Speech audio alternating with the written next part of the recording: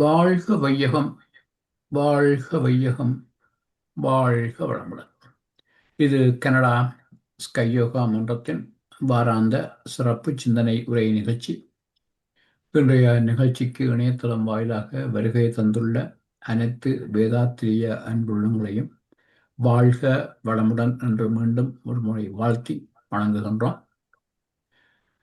இன்றைய சிறப்பு சிந்தனை உரை வழங்க நம்முடன் இணைந்திருப்பது பேராசிரியர் அருட்செல்வி அம்மா அவர்கள். ஆழியார் அறிவுத்திருக்கோவிலிருந்து அம்மா நேரடியாக இன்றைய நிகழ்ச்சியிலே கலந்து கொள்கின்றார்கள்.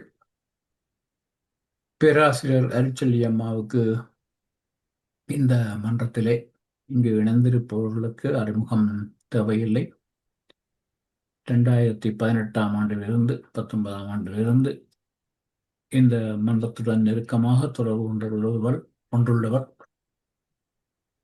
குறைந்தபட்சம் மாதம் ஒரு தடவையாவது நமது மன்றத்திலே சிந்தனை உரை வழங்கி வருகிறார்கள்.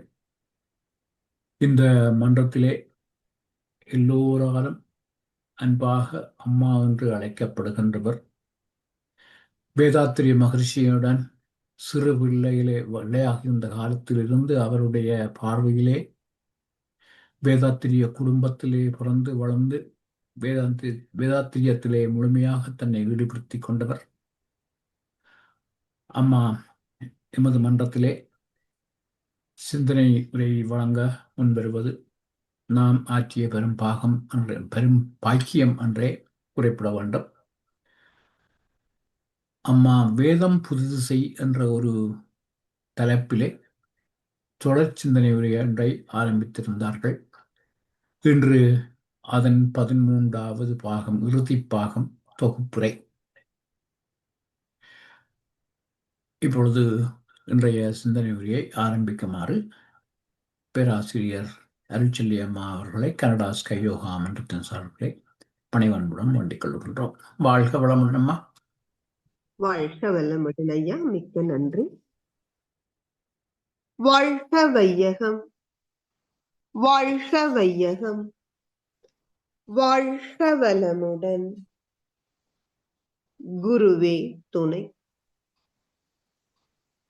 குரு வணக்கம்.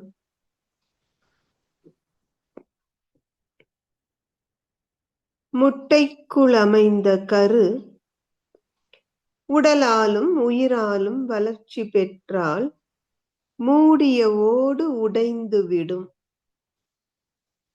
குஞ்சு வெளி உலகை கண்டு இன்பம் துய்க்கும்.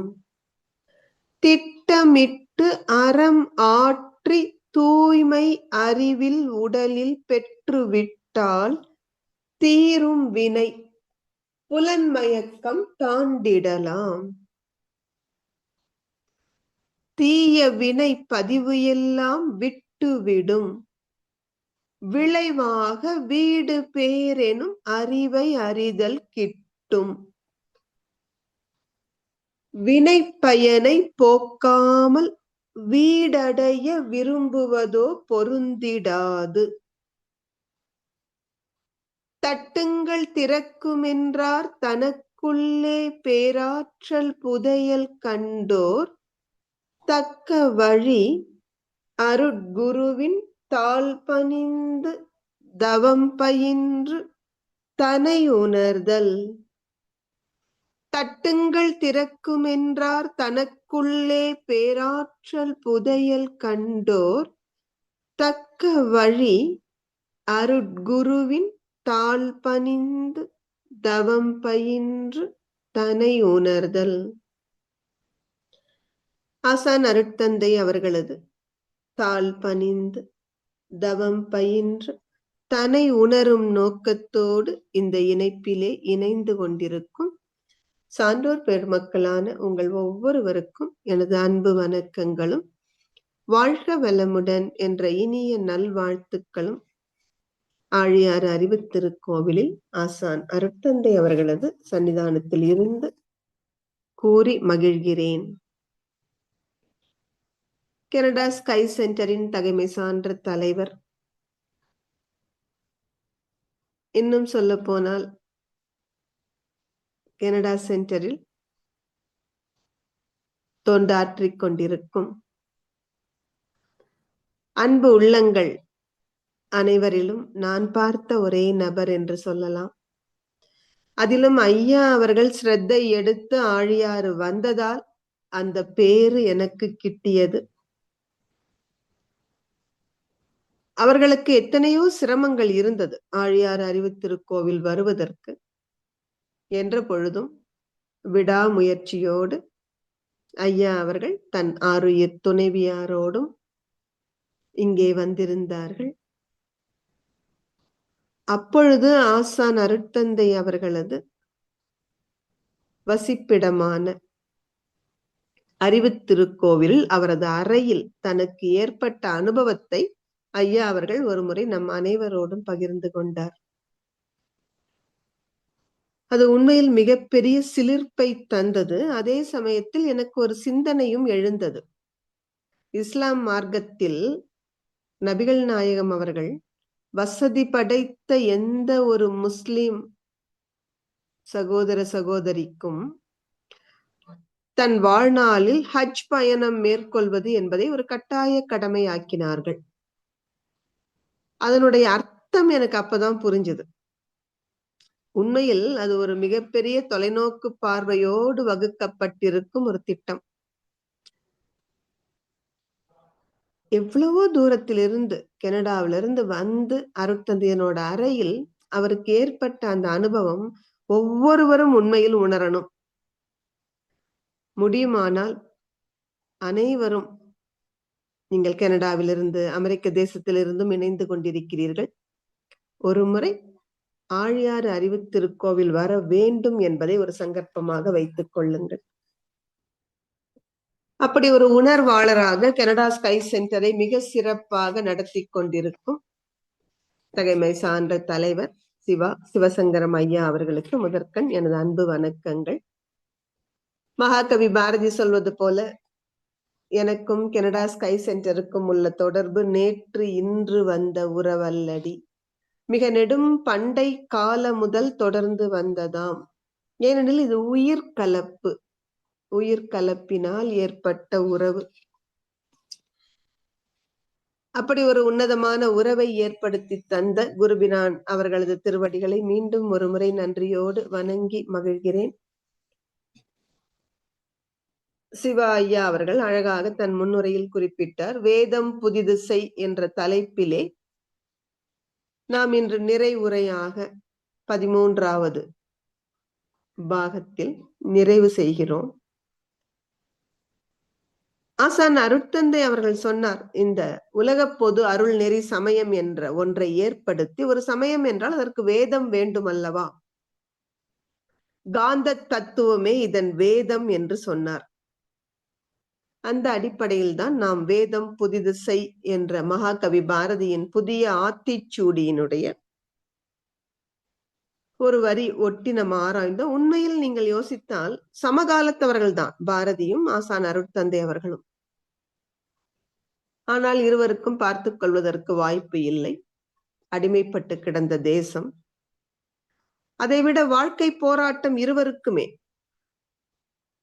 அருட்தந்தை அவர்களுக்கே பின் நாட்களில் தான் பாரதியின் அறிமுகம் கிடைக்கிறது. அறிமுகம் என்றால் அவரது கவிதைகள் பற்றி தெரிந்து கொள்வதற்கு. ஆனால் ஒரு ஆச்சரியம், பாரதி என்னவெல்லாம் கனவு கண்டாரோ அதையெல்லாம் அருட்தந்தை அவர்கள் செயலில் கொண்டு வந்து விட்டார். அத்தனையும் பாரதி என்ன சொன்னான், விசையுறு பந்தினை போல் உள்ளம் வேண்டியபடி செல்லும் உடல் கேட்டேன். சும்மா கிடைக்குமா அந்த உடல்? அருட்தந்தை அற்புதமான ஒரு உடற்பயிற்சி தொடர் சமீபத்தில் டாக்டர்கள் சந்தித்தார்கள் ஆழியாரில். அப்ப அவங்க சொன்னது, this is an amazing sequence of exercise. இப்படி ஒரு அற்புதமான தொடர், உடற்பயிற்சி தொடர் நாங்க பார்த்ததே இல்லை. எளிமையான, அதே சமயம் மிக மிக உயர்தர பயன்களை தரவல்லதா இருக்கிறது. அதிலும் இங்கே ஆழியார்ல ஒரு 1 month ஹெல்த் கேம்ப் நடத்துறாங்க. அதுல எத்தனை ஒரு அற்புதங்களை அவர்கள் ரெக்கார்ட் பண்ணி இருக்காங்க. சுகர்ல இருந்து விடுதலை, பிபில இருந்து விடுதலை, அதிகபட்சமாக உடல் எடை ஒரு மாதத்தில் 13 கிலோ குறைந்திருக்கிறார் ஒருவர். அனைத்தும் இங்கே பதிவு செய்திருக்கிறார்கள். அத்தனைக்கும் அடித்தளம் அமைத்து கொடுத்தது அருட்தந்தையோட உடற்பயிற்சி தான். உடலுக்கு அடுத்து பாரதி என்ன சொல்கிறார்? நசையறு மனம் கேட்டேன். நசை என்றால் ஆசை. அருட்தந்தை இங்கே ஆசை சீரமைத்தல் கொடுத்து விட்டார். நித்தம் நவமென சுடர் தரும் உயிர் கேட்டேன். இங்கே காயகல்பம் பிறந்து விட்டது. அசைவரு மதி கேட்டேன். அகத்தவத்தை ஒழுங்குபடுத்தி தந்து விட்டார். அதே போலத்தான் பாரதி வேதம் புதிது செய் என்று சொன்னான். 4 வேதங்கள் ஏற்கனவே நமக்கு இருக்கிறது. ரிக், யஜுர், சாம, அதர்வனம் போதாது. நீ ஒரு புதிய வேதத்தை படைக்க வேண்டும். அருட்தந்தை படைத்து அளித்து விட்டார். அதுவும் இந்த நவீன விஞ்ஞான காலத்திற்கு ஏற்ற வகையில். இந்த காந்த தத்துவத்தை ஆசான் அவர்கள் மனித குலத்திற்கு கொடுத்தது சரியா 35 ஆண்டுகளுக்கு முன்பு. 1990ஆம் ஆண்டு ஜூன் மாதம் 28வது நாள் அமெரிக்க தேசத்தினுடைய கலிபோர்னியா மாநிலத்தை சேர்ந்த யக்காவேலி நகரத்தில் உள்ள ஒரு அழகிய வன ஆசிரமத்தில் அருட்தந்தை எழுதினார்கள் இந்த கவிதைகளை. கவிதைகளோடு அவரே தன் கைப்பட அதற்கு தமிழில் விரிவுரையும் எழுதினார் ஒவ்வொரு கவிதைக்கும் கீழே. அது மட்டுமல்ல, அந்த நூலினுடைய முகவுரையில் அருட்தந்தையே எழுதினார்கள், இந்த காந்த தத்துவ ஞானம் என்பது உலகிலே தொடர்ந்து வந்து கொண்டிருக்கக்கூடிய ஆன்மீக அறிவு வளர்ச்சி சரித்திரத்தில் ஒரு குறிப்பிடத்தக்க மதிப்புடைய நிகழ்ச்சியாகும். ஹிஸ்டாரிக்கல் ஈவென்ட் என்று நம்ம சொல்வோம் அல்லவா? அதுபோல இது ஒரு மிக முக்கியமான ஆன்மீக பாதையில் மிக மிக முக்கியமான ஒரு நிகழ்ச்சி என்று அருட்தந்தை அவர்களே தன் கைப்பட எழுதுகிறார்கள். அதே போல நீங்கள் கொஞ்சம் தொடர்பு படுத்தி பார்த்தால் பிரமிப்பா இருக்கும் நமக்கு. வேதாந்தத்தை நாம என்ன சொல்வோம்? அத்வைதம், துவைதம், விசிஷ்டாத்வைதம் என்று 3 சொல்கிறோம். இதுல அத்வைதம் என்ன குறிப்பிடுகிறது? இருக்கிறது ஒண்ணுதான். பிரம்ம சத்தியம், ஜெகத் மித்யா, ஜீவ பிரம்மேவ நா பரஹ. ஜீவன் வேறு, பிரம்மம் வேறு என்று 2 கிடையாது. ஒன்றுதான், ஒரே இறைநிலைதான் ஜீவனாக வந்திருக்கிறது. இது அத்வைதம். ஆதிசங்கரர் அருளிச் செய்தார். அதன் பிறகு கிட்டத்தட்ட 300 ஆண்டுகளுக்கு பிறகு இந்திய தேசத்தில்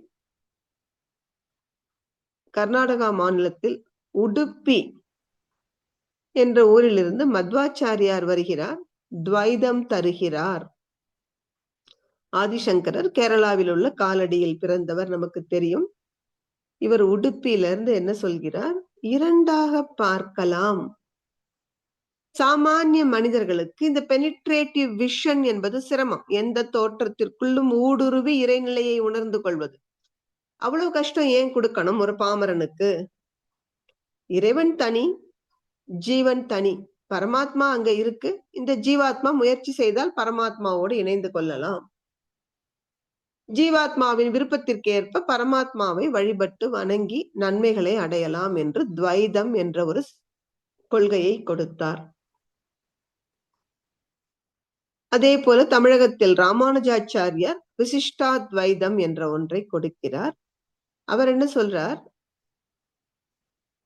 இறைநிலை அது அப்படியே இருக்கட்டும், அதிலிருந்து தோன்றியதுதான் இந்த உலகம், உயிர்கள். ஆக ஜட பொருட்களும் உயிர் பொருட்களும் 2ஆ பிரிச்சுக்கலாம். ஒரே இறைநிலையில் இருந்து தோன்றிய ஜட பொருட்களை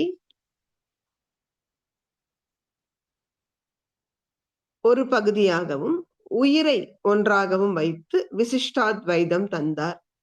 அத்வைதம் 1 என்றது, துவைதம் 2 என்றது, விசிஷ்டாத்வைதம் 3.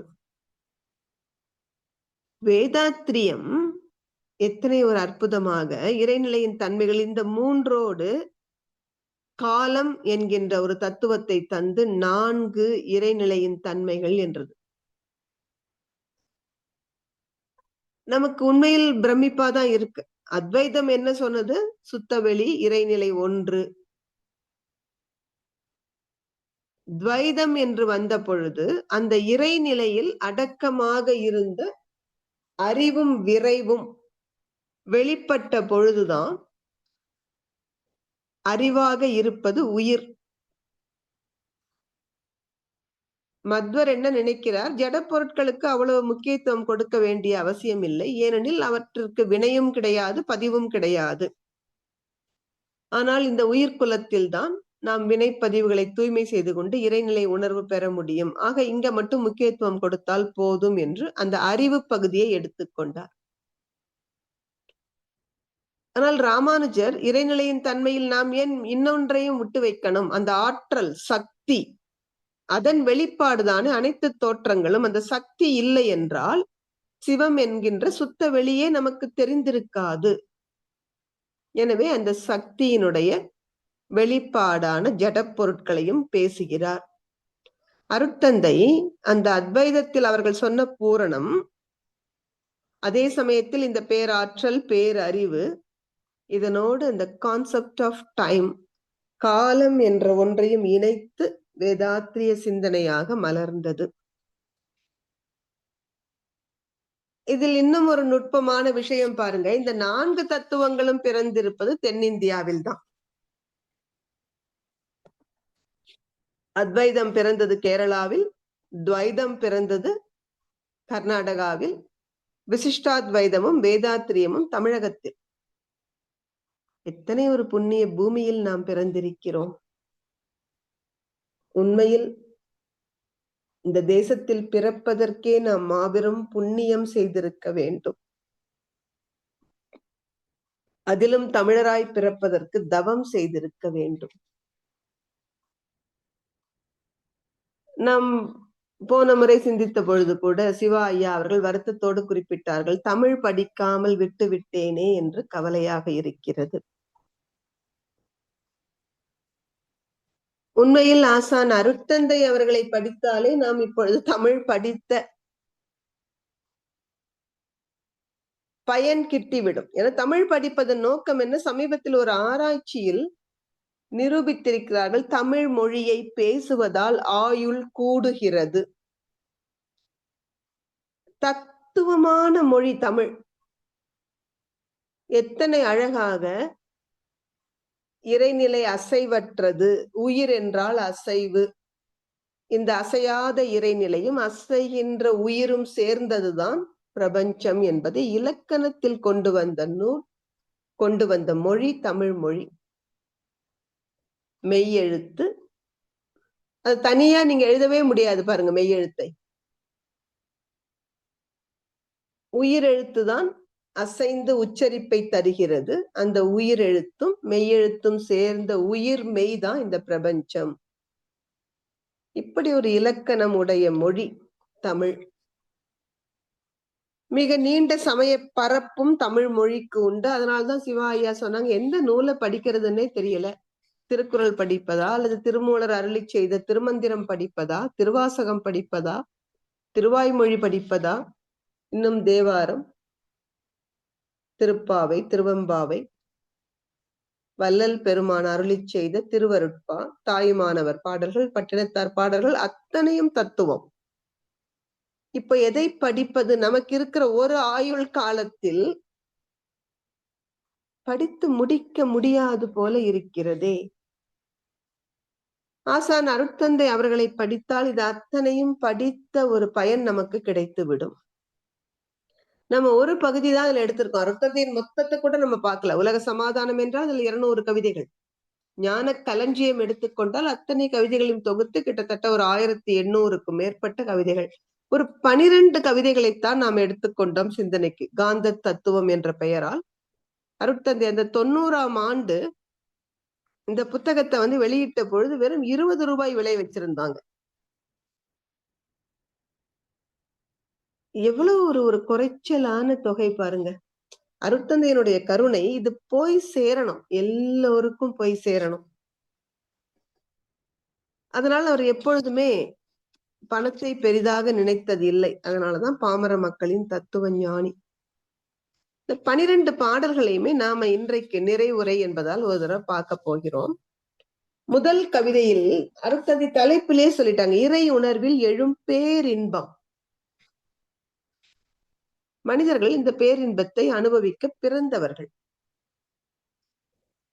அது எதனால் கிடைக்கும்? இறை உணர்வினால் மட்டும்தான் கிடைக்கும். அதனாலதான் அவை பாட்டி அரிதறிது மானிடராய் பிறத்தல் அரிது என்று சொன்னார்கள். என்ன அழகா கவிதையை தொடங்குறார் பாருங்க. இன்ப ஊற்று என நிறைந்த இறைவா எனும் போதிலே ஏற்படுமோர் இன்பமதை எவ்வாறு சொல்வேன்? நன்மை தரும் நவகோள்கள் நட்சத்திர கூட்டம் நானகத்தே காணுகின்றேன் நடனமாடும் காட்சியாய். உன் பெரிய பேரியக்க உவமையற்ற ஆற்றலால் உலகங்கள் அத்தனையும் உருளுதே ஓர் கொத்து போல் தன்மயமாய் தானதுவாய் தவறிடாதியக்கும் உன் தன்மையினை என்ன என்ன தவமது ஆனந்தமே. இதை தவிர எனக்கு வேற தவமே வேண்டாம். ஆழ்வார் பாடினார் இல்ல, பச்சைமா மலை போல் மேனி பவளவாய் கமலச் செங்கன் அச்சுதா அமரரேரே ஆயர்தம் கொழுந்தே என்னும் இச்சுவை தவிர யான் போய் இந்திர லோகமாலும் அச்சுவை பெறினும் வேண்டேன் அரங்கமா நகருளானே. அப்படி சொல்றார் அருட்தந்தை. தவம்னு தனியா தேவையே இல்லப்பா. இந்த அற்புதமான காட்சி நவகோள்களும் நட்சத்திர கூட்டமும் அகக்காட்சியாக தெரிகிறது.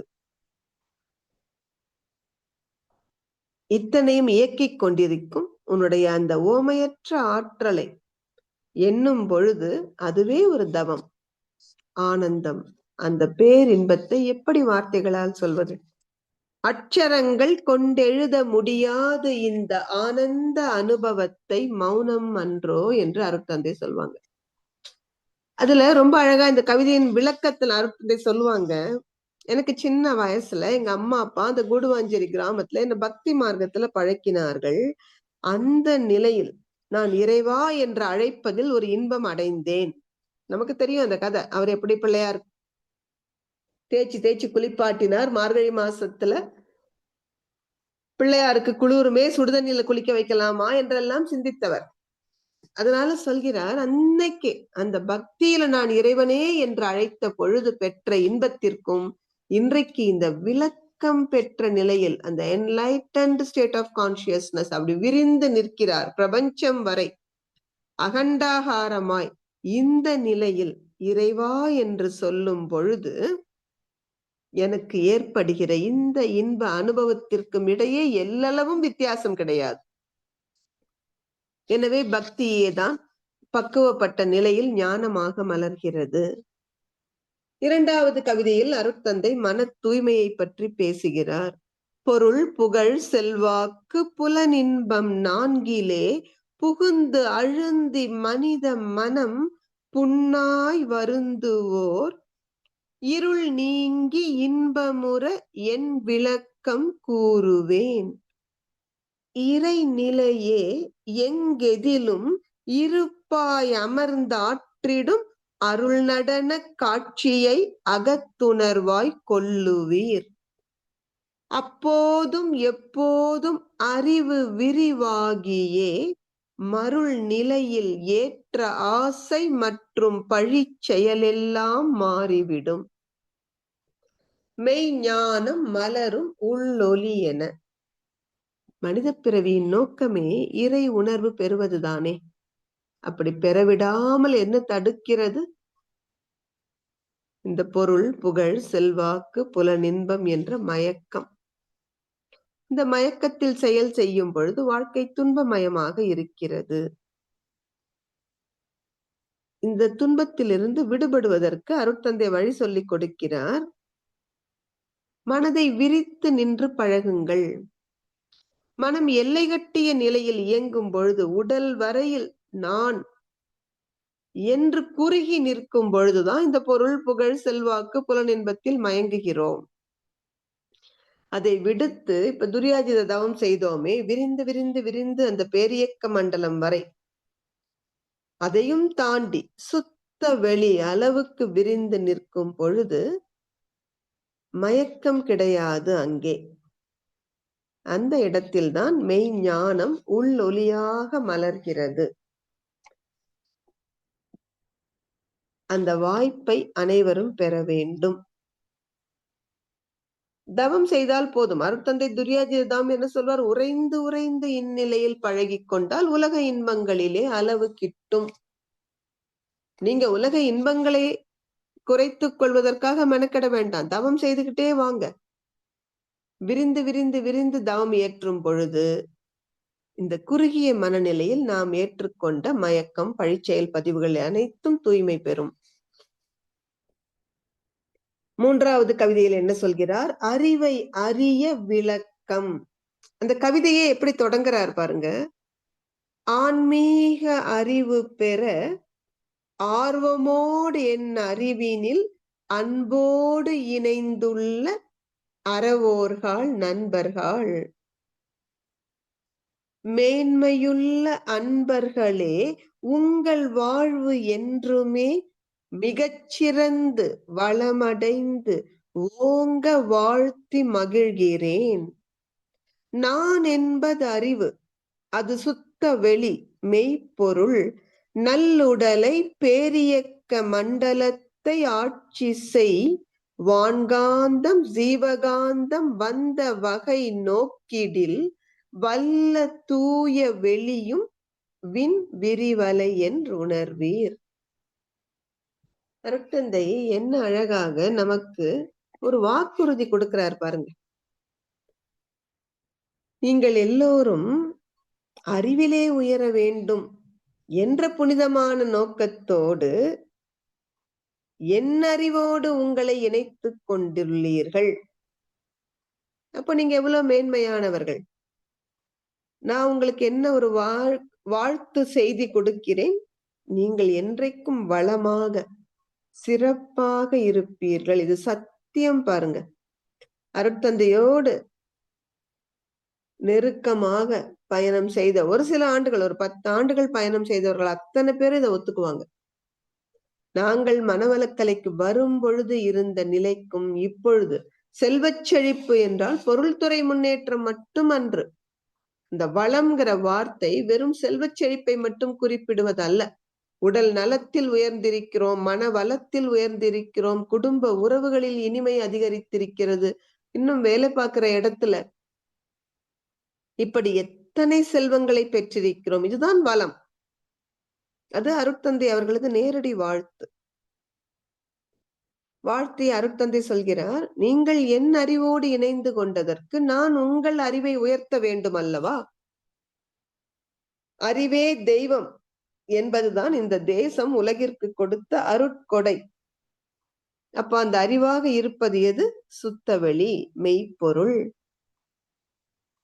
அந்த இறைநிலை காந்தமாக மலர்ந்திருக்கிறது. அது பிரபஞ்சத்தில் வான்காந்தமாகவும் உயிரினங்களில் ஜீவகாந்தமாகவும் இருக்கிறது. இதை புரிந்து கொள்வதானால் 2 தான். காந்தத்தில் அட்ராக்ஷன், ரிப்பல்ஷன் என்று சொல்வோம். அந்த இறுக்க ஆற்றலாக இருப்பது இறைநிலை. விளக்கும் ஆற்றலாக ரிப்பல்சிவ் ஃபோர்ஸாக செயல்படுவது விண் விரிவலை என்று தெரிந்து கொள்வீர்களாக. 4வது கவிதையில் என்ன சொல்கிறார்? அனைத்து இயக்கங்களும் காந்த ஆற்றலே. வான்காந்தம் ஜீவகாந்தம் வளமாற்றல் மறந்திடில் வழிவேறு இல்லை தெய்வம் அறிவு இவை உணர்ந்திட. ஏனென்றால் மெய்ப்பொருளோ எங்கும் நிறை பெருவெளி. இதனோடு விண் சுழலின் அலை இணைந்து உறைந்திட ஆன்மாவாய் ஆளும் சீவகாந்தமாகும் உடலினில் ஐயமில்லை விண் உயிராம் இயல்பு சுழல் அலையதாம். மேன்மையோடு உயிர் மையத்தமைந்த வெளி அறிவது மிக வியக்கத்தக்க அதன் படற்கை நிலை மனமதே. எத்தனை அற்புதமா அருட்தந்தை இந்த காந்தத்தை விளக்குகிறார் பாருங்க. அருட்தந்தையே அழகா சொல்லுவாங்க, காந்தம் தெரியாமல் எப்படி கடவுளை தெரிந்து கொள்வது? காந்த நிலை அறியாமல் கடவுள் நிலை அறிவதோ, கருமையம் அறியாமல் அறிவினை அறிவதோ மாந்தராக வாழுகின்ற மாண்புடைய எவர்க்கும் மாற்று வழி தத்துவத்தில் விஞ்ஞானத்தில் இல்லையே. காந்தம் தெரியாமல் கடவுளை தெரிந்து கொள்ள முடியாது. ஏனெனில் காந்தத்தில் நிலையாக இருப்பது மெய்ப்பொருள், அலையாக இருப்பது விண்ணின் விரிவு அலை. இந்த காந்தம்தான் நம்முடைய ஜீவன்களில், உயிர் உடல்களில் ஜீவகாந்தமாக இயங்குகின்றது. உயிராக இயங்குவது பஞ்சபூதத்தில் முதல் தத்துவமான விண். இந்த விண்ணினுடைய இயல்பு என்ன? சுழல் அலை, விரைவாக தன்னைத்தானே சுற்றி கொண்டிருப்பது. எந்த ஒரு பொருள் தன்னைத்தானே விரைவாக சுற்றினாலும் அதிலிருந்து ஒரு விரிவு அலை வரும் என்பது அடிப்படை விஞ்ஞானம். அந்த விரிவு அலைதான் மனமாக இயங்குகின்றது. அதே போல எந்த ஒரு பொருள் தன்னைத்தானே இடைவிடாமல் சுற்றி கொண்டிருந்தாலும் மையம் நோக்கி செல்ல செல்ல இந்த வேகம் குறைந்து மையத்தில் சுழலாத அசைவற்ற ஒரு பகுதி இருக்கும். அதுதான் சுத்த வெளி, அதுதான் அறிவு. இந்த ஞானம்தான் காந்த ஆற்றல் அனைத்து இயக்கங்களுக்கும் அடிப்படையாக இருக்கின்ற உண்மையை புரிய வைக்கிறது. 5வது கவிதையில் இறைவனின் பரிணாமம் குறித்து பேசுகிறார் அருட்தந்தை. உண்மையில சிவா ஐயாவுக்கு நம்ம ரொம்ப நன்றி சொல்லணும். அழகழகா கவிதைகள் மாறிக்கிட்டே வருது பாருங்க ஸ்கிரீன்ல. கையில புத்தகம் இல்லாதவர்கள் கூட ஸ்கிரீனை பார்த்து கவிதைகளை தெரிஞ்சுக்கலாம். இறைவனின் பரிணாமம் எத்தனை அழகாக அருட்தந்தை விளக்குகிறார். மெய்ப்பொருளே விண்ணாகி அலை நிலையில் காந்தமாய் மேலும் விண் அடர்த்தி நிலைக்கேற்ப பூதம் ஐந்துமாய் ஐயுணர்வாய் மெய்யுணர்வாய் அனைத்துயிராய் பெருகியே அகம் அறிவாய் புறம் உடலாய் அடுக்கு தோற்றம் ஆச்சுது செய்யும் தொழில் வலம் நோக்கம் இடம் காலம் ஒக்கவே சீர் விளைவாய் காந்த வழி திகழும் அருளாற்றலே வையகத்தில் வாழ்வோர்க்கு இன்பம் துன்பம் அமைதியும் வானுணர்வாம் பேரின்பம் துய்ப்பது உணர்ந்து உய்வோம். இறைநிலைதான் அசைவில் அணுவாகி அணுக்கள் கூட்டிலே அனைத்து தோற்ற பொருட்களுமாக மலர்ந்திருக்கிறது. அது மட்டுமன்றி ஜீவன்களில் 5 அறிவு வரை, அதன் பிறகு 6வது அறிவுதான் மெய்யுணர்வு. இப்படி ஐயுணர்வாக மெய்யுணர்வாக அனைத்து உயிராய் பெருகியது அந்த இறைநிலை. ஒரு வரியில அருட்தந்தை சொல்றார் பாருங்க, உள்ளது மலர்ந்தது உலகங்கள் உயிர்களாய். அந்த ஒரே ஒரு இறைநிலை உள்ளது, அதுதான் எப்படி மலர்ந்ததா? உலகங்கள் ஜட பொருட்களாகவும் உயிர் பொருட்களாகவும். இதை உணர்ந்து கொள்ளும் பொழுது மனிதர்களது வாழ்வில் 4 உணர்வுகள் தான்: இன்பம் துன்பம் அமைதி பேரின்பம். இந்த தத்துவ அறிவில் மனிதர்கள் எப்பொழுதும் பேரின்பத்தில் நிலைத்திருக்க முடியும். அகக்காட்சியாக இந்த காந்த தத்துவத்தை நீங்கள் மனதில் நிறுத்துகிற பொழுது எப்பொழுதும் அந்த பேரின்பத்தில் திளைக்க முடியும். அடுத்த 6வது கவிதை, மனதின் அடித்தளம் இறைநிலை. அலை அலையாய் இயங்கும் மனத்தடித்தளமே நிலை பொருள். அது தெய்வம் கடல் போன்று அலை போன்றதே மனம். நிலை பொருளாம் இருப்பு சிவம் நித்தியம் என்றோதிடும் நெடுவெளி உன் அறிவாகும் உனது அலையே மனம். கலை உணர்வால் மெய்ப்பொருளாம் கண்காணா ஒன்றினை கண் காது மூக்கு முகம் குணம் உருவம் புகுத்தியே சிலை உருவில் காட்டி சொன்ன கதைகளில் மயங்கி நாம் சிக்கியுள்ள வரை உண்மை நிலை விளங்காது மாயையால். இங்கே கவிதையில் உண்மை நிலை விளங்காது உணர்வோம்னு வந்திருக்கும். அருட்தந்தை முதல்ல எழுதின பொழுது உண்மை நிலை விளங்கா மாயையால் எழுதினாங்க.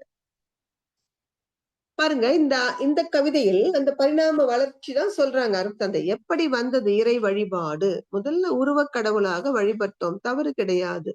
அன்றைக்கு இருந்த அறிவு நிலை அது. ஆனால் இப்பொழுது விஞ்ஞானம் வளர்ச்சி பெற்றிருக்கிறது, நாமும் அறிவில் உயர்ந்து வருகிறோம். அப்ப இறைநிலை என்பது அரூபமானது, அதுதான் அறிவாகவும் இருக்கிறது. அதனாலதான் பாரதி என்ன சொன்னார்? பல உருவங்களாக நாம் வணங்கிய அந்த நிலையிலிருந்து உயர்ந்து வரணும். ஆத்திச்சூடி இளம்பிறை அணிந்து மோனத்திருக்கும் முழுவெண் மேனியான். யார் அவர்? சிவபெருமான். கருநிறம் கொண்டு பார்க்கடல் மிசை கிடப்போன் விஷ்ணு. மகம்மது நபிக்கு மறையருள் புரிந்தோன் அல்லாஹ், இயேசுவின் தந்தை என பல மதத்தினர் உருவகத்தாலே உணர்ந்துணராது பல வகையாக பரவிடும் பரம்பொருள் ஒன்றே. அதன் இயல் ஒளியுறும் அறிவாம். அதன் நிலை கண்டார் அல்லலை அகற்றினார் அதன் அருள் வாழ்த்தி அமரவாழ் வெய்துவோம். அப்ப என்ன சொன்னார்? நீ இறைவனுக்கு எந்த பெயர் வேண்டுமானாலும் வைத்து அழைக்கலாம், ஆனால் அதனுடைய தன்மை அறிவு. இந்த அறிவே தெய்வம் என்ற உண்மையை யார் உணர்ந்து கொண்டார்களோ அவர்கள் வாழ்வில் துன்பமே கிடையாது, என்னாலும் இன்பமே. அதைத்தான் அருட்தந்தை சொல்கிறார். கொஞ்சம் உருவ வழிபாட்டில் இருந்து உயர்ந்து வந்து இறைவனை அரூபமாக வணங்கும் பொழுது அந்த பேரின்பத்தில் நாம் திளைக்க முடியும். 7வது கவிதை, உண்மை பொருளாகி உணர்ந்து விளக்கினேன். எத்தனை அழகா கவிதை தலைப்பிலே சொல்லிடுறார் பாருங்க. நான் எதை உணர்ந்து கொண்டேனோ அதைத்தான் உங்களுக்கு சொல்கிறேன். நாமெல்லாம் இப்போ ஓதி உணர தலைப்படுகிறோம். அருட்தந்தையோ உணர்ந்து ஓதியவர். காந்த நிலை உணர்ந்திடில் கடவுள் மனம் அதனிலே கண்டிடலாம் அதன் மாய திருநடன காட்சியாய். மாந்தருக்குள் ஊறு ஓசை மனம் ஒளி சுவை மனம் மற்றும் இன்பம் துன்பம் யாவும் மாய காந்த விளைவுகள். சாந்தமான மனநிலையில் சலனமின்றி ஆய்ந்திட சந்தேகம் சிக்கலின்றி சாட்சி கூறும் உன் உலம். வேந்தருக்கும் வேதருக்கும் வணிகருக்கும் பொது இது. விரிந்த அறிவில் இறை உணர விளக்கினேன் விளங்கியே. காந்தம் இல்லாமல் எதுவும் இல்லை. மனிதர்கள் அனுபவிக்கின்ற அனைத்திற்கும் அடிப்படை காந்தம் தானே. இதை புரிந்து கொள்வதற்கு நாம பரபரப்பா இருந்தா முடியாது. கொஞ்சம் சாந்தமான மனநிலையில் தவம் இயற்றி சிந்திக்கும் பொழுது இந்த உண்மை நமக்கு உள்ளொளியாக மலரும். இதுல என்ன அழகா சொல்றார், இந்த உண்மை யாருக்கு தெரியணும்? மிக முக்கியமா இந்த 3 தலைவர்கள். வேந்தர்கள் என்பவர்கள் ஆட்சி பொறுப்பை ஏற்றுக்கொண்டிருக்கும் தலைவர்கள். வேதர் என்றால் மத தலைவர்கள், வணிகர் என்றால் பொருள்துறை தலைவர்கள். இந்த 3 பேருக்கும் இந்த உண்மை புரிய வரும் பொழுதுதான் உலகம் அமைதியாக வாழ முடியும். 8வது கவிதையில் இறை உணர்வால் அறநெறி தழைக்கும். பெரியவங்க சொன்னதுதானே, உணர்ந்தது சிவம் என்றால் மலர்ந்தது அன்பு. அப்ப இறை உணர்வே நமக்கு எதற்கு தேவைப்படுகிறது என்றால் அறநெறி வாழ்க்கை வாழ்வதற்கு. அப்ப நம்ம அகத்தவம் செய்து கொண்டே இரண்டொழுக்க பண்பாட்டை பின்பற்றவில்லையானால் அது வீண் தானே. அதான் அர்த்தத்தை சொல்றாங்க இதுல. இறை நிலையும் அதன் அலையும் காந்தமாய் மலர்ந்துல எங்கும் எப்பொருளிலும் எவ்வுயிரிடத்திலும் மறைபொருளாய் அமர்ந்திருந்து மனிதர் செயல் அனைத்திலும் மாறின்றி தவறின்றி மதிக்கும் விளைவாய் எழும் முறை விளங்கி கொண்ட பின் மனம் தீயதென்னுமோ மற்றவர்க்கு தீங்கிழைக்க மலருமோ பழிச்செயல். நிறைநிலையின் நினைவோடு நீதி அன்பு அறநெறி நேர்மை நிற்க காந்த ஞானம் நெறிவிளக்கும் இருக்கும் வாழ்விலே. இறைநிலையை உள்ளது உள்ளவாறு உணர்ந்து கொண்டால் உங்களால் எப்படி யாருக்கும் தீங்கிழைக்க முடியும்? என இறைவன் தானே எல்லோருள்ளும் அறிவாக இருப்பவன். அப்ப யாருக்கு துன்பம் கொடுத்தாலும் நம்ம நேரடியா இறைவனுக்கே தானே துன்பம் கொடுக்கிறோம். இந்த அறிவு வந்த பின் பழிச்செயல் எங்காவது மலருமா? அதனால்தான் அருட்தந்தை இந்த இறை உணர்வு அனைவருக்கும் சென்று சேர வேண்டும் என்று விரும்பினார்கள். 9வது கவிதை மறைபொருள் விளக்கம். காந்தம் சிவம் சக்தியாம் கருத்தில் அர்த்த நாரியாம் காட்டானாம் அரூபமும் காணுகின்ற உருவமும் காந்த ஆற்றல் என்று உணர்ந்தோர் 8-2 என்றனர். கடவுள் உயிர் சேர்க்கையே காந்தம் என்ற கருத்திலே காந்தமதை குண்டலினியாய் காட்டினார் அகத்தவம். காணுருவம் ஒளி ஒளி கருது சுவை மனம் மனம் காந்தமதன் மாற்றமே கவர்ச்சி தள்ளல் இரண்டிதே காந்தமதன் உட்பொருளே கடவுள் வேதம் மறைபொருள். மறைபொருள் விளக்கம் என்னது? பெரியவங்க அழகா சொன்னாங்க. 8-2 அறியா பாமரருக்கு ஏதும் சொல்ல முடியாது. 8-2னா என்ன?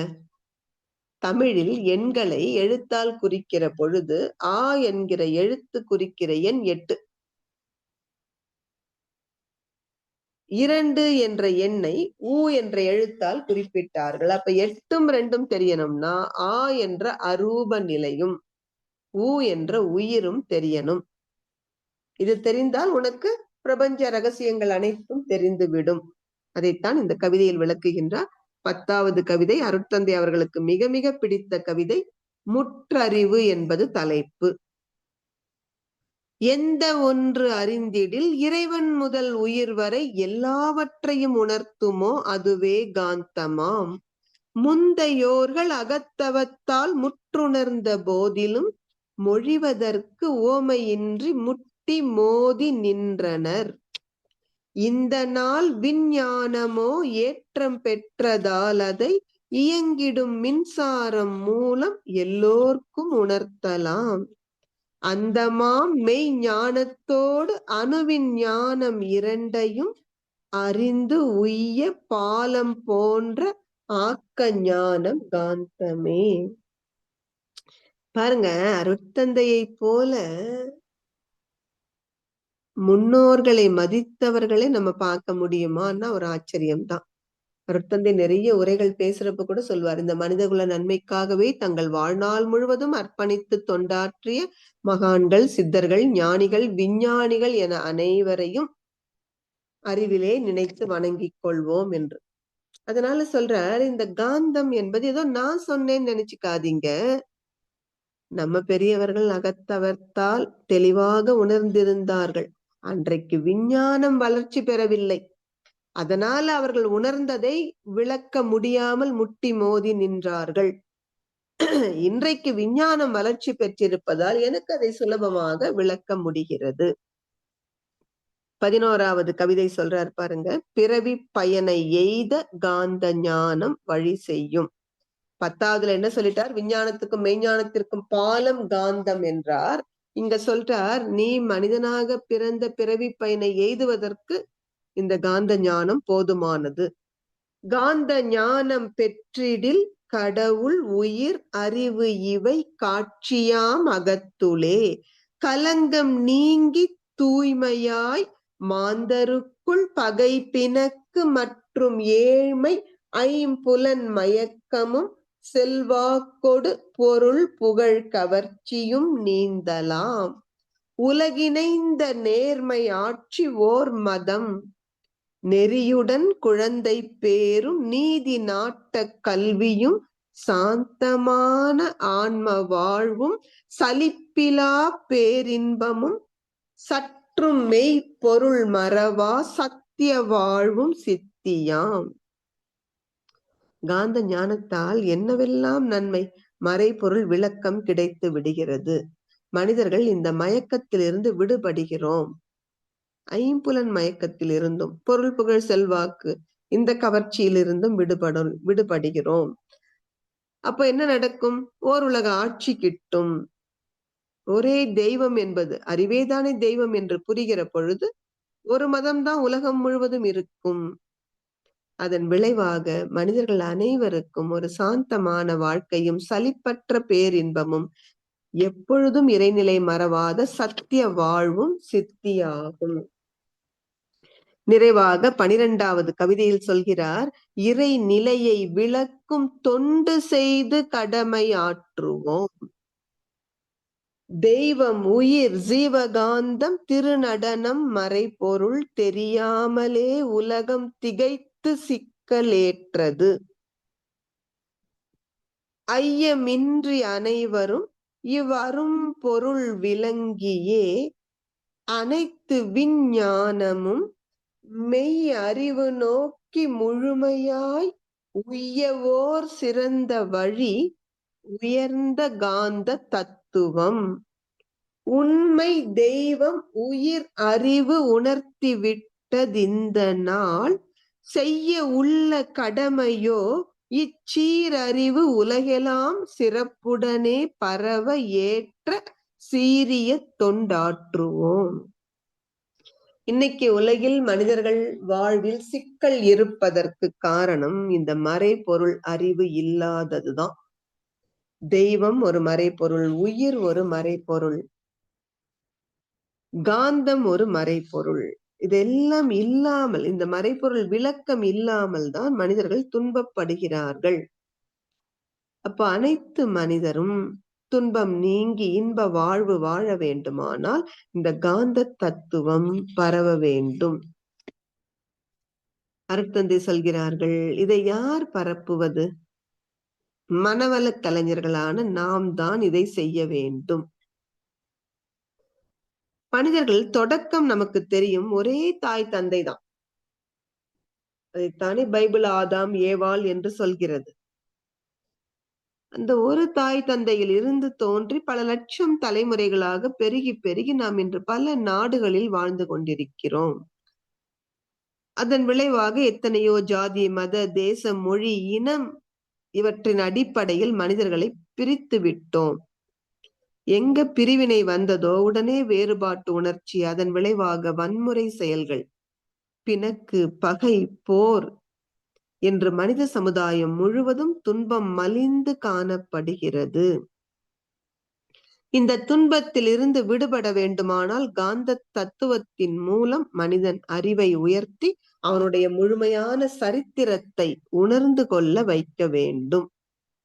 அப்பதான் அவனுக்கு இயற்கை புரியும், அந்த இறை நிலை தெரியும். அதுவே இறை நிலையேதான் இயக்கத்தில் தோற்ற பொருட்களாக உயிரினங்களாக மலர்ந்திருக்கிறது என்ற அறிவின் உயர்வில் மனிதன் யாருக்கும் துன்பம் இழைக்க மாட்டான். இன்று அவனுக்கு பழக்கத்தால் குறுகிய அறிவு நிலையால் வேறுபாடுகளை கற்பித்து கொண்டு துன்பம் கொடுக்கிறான்.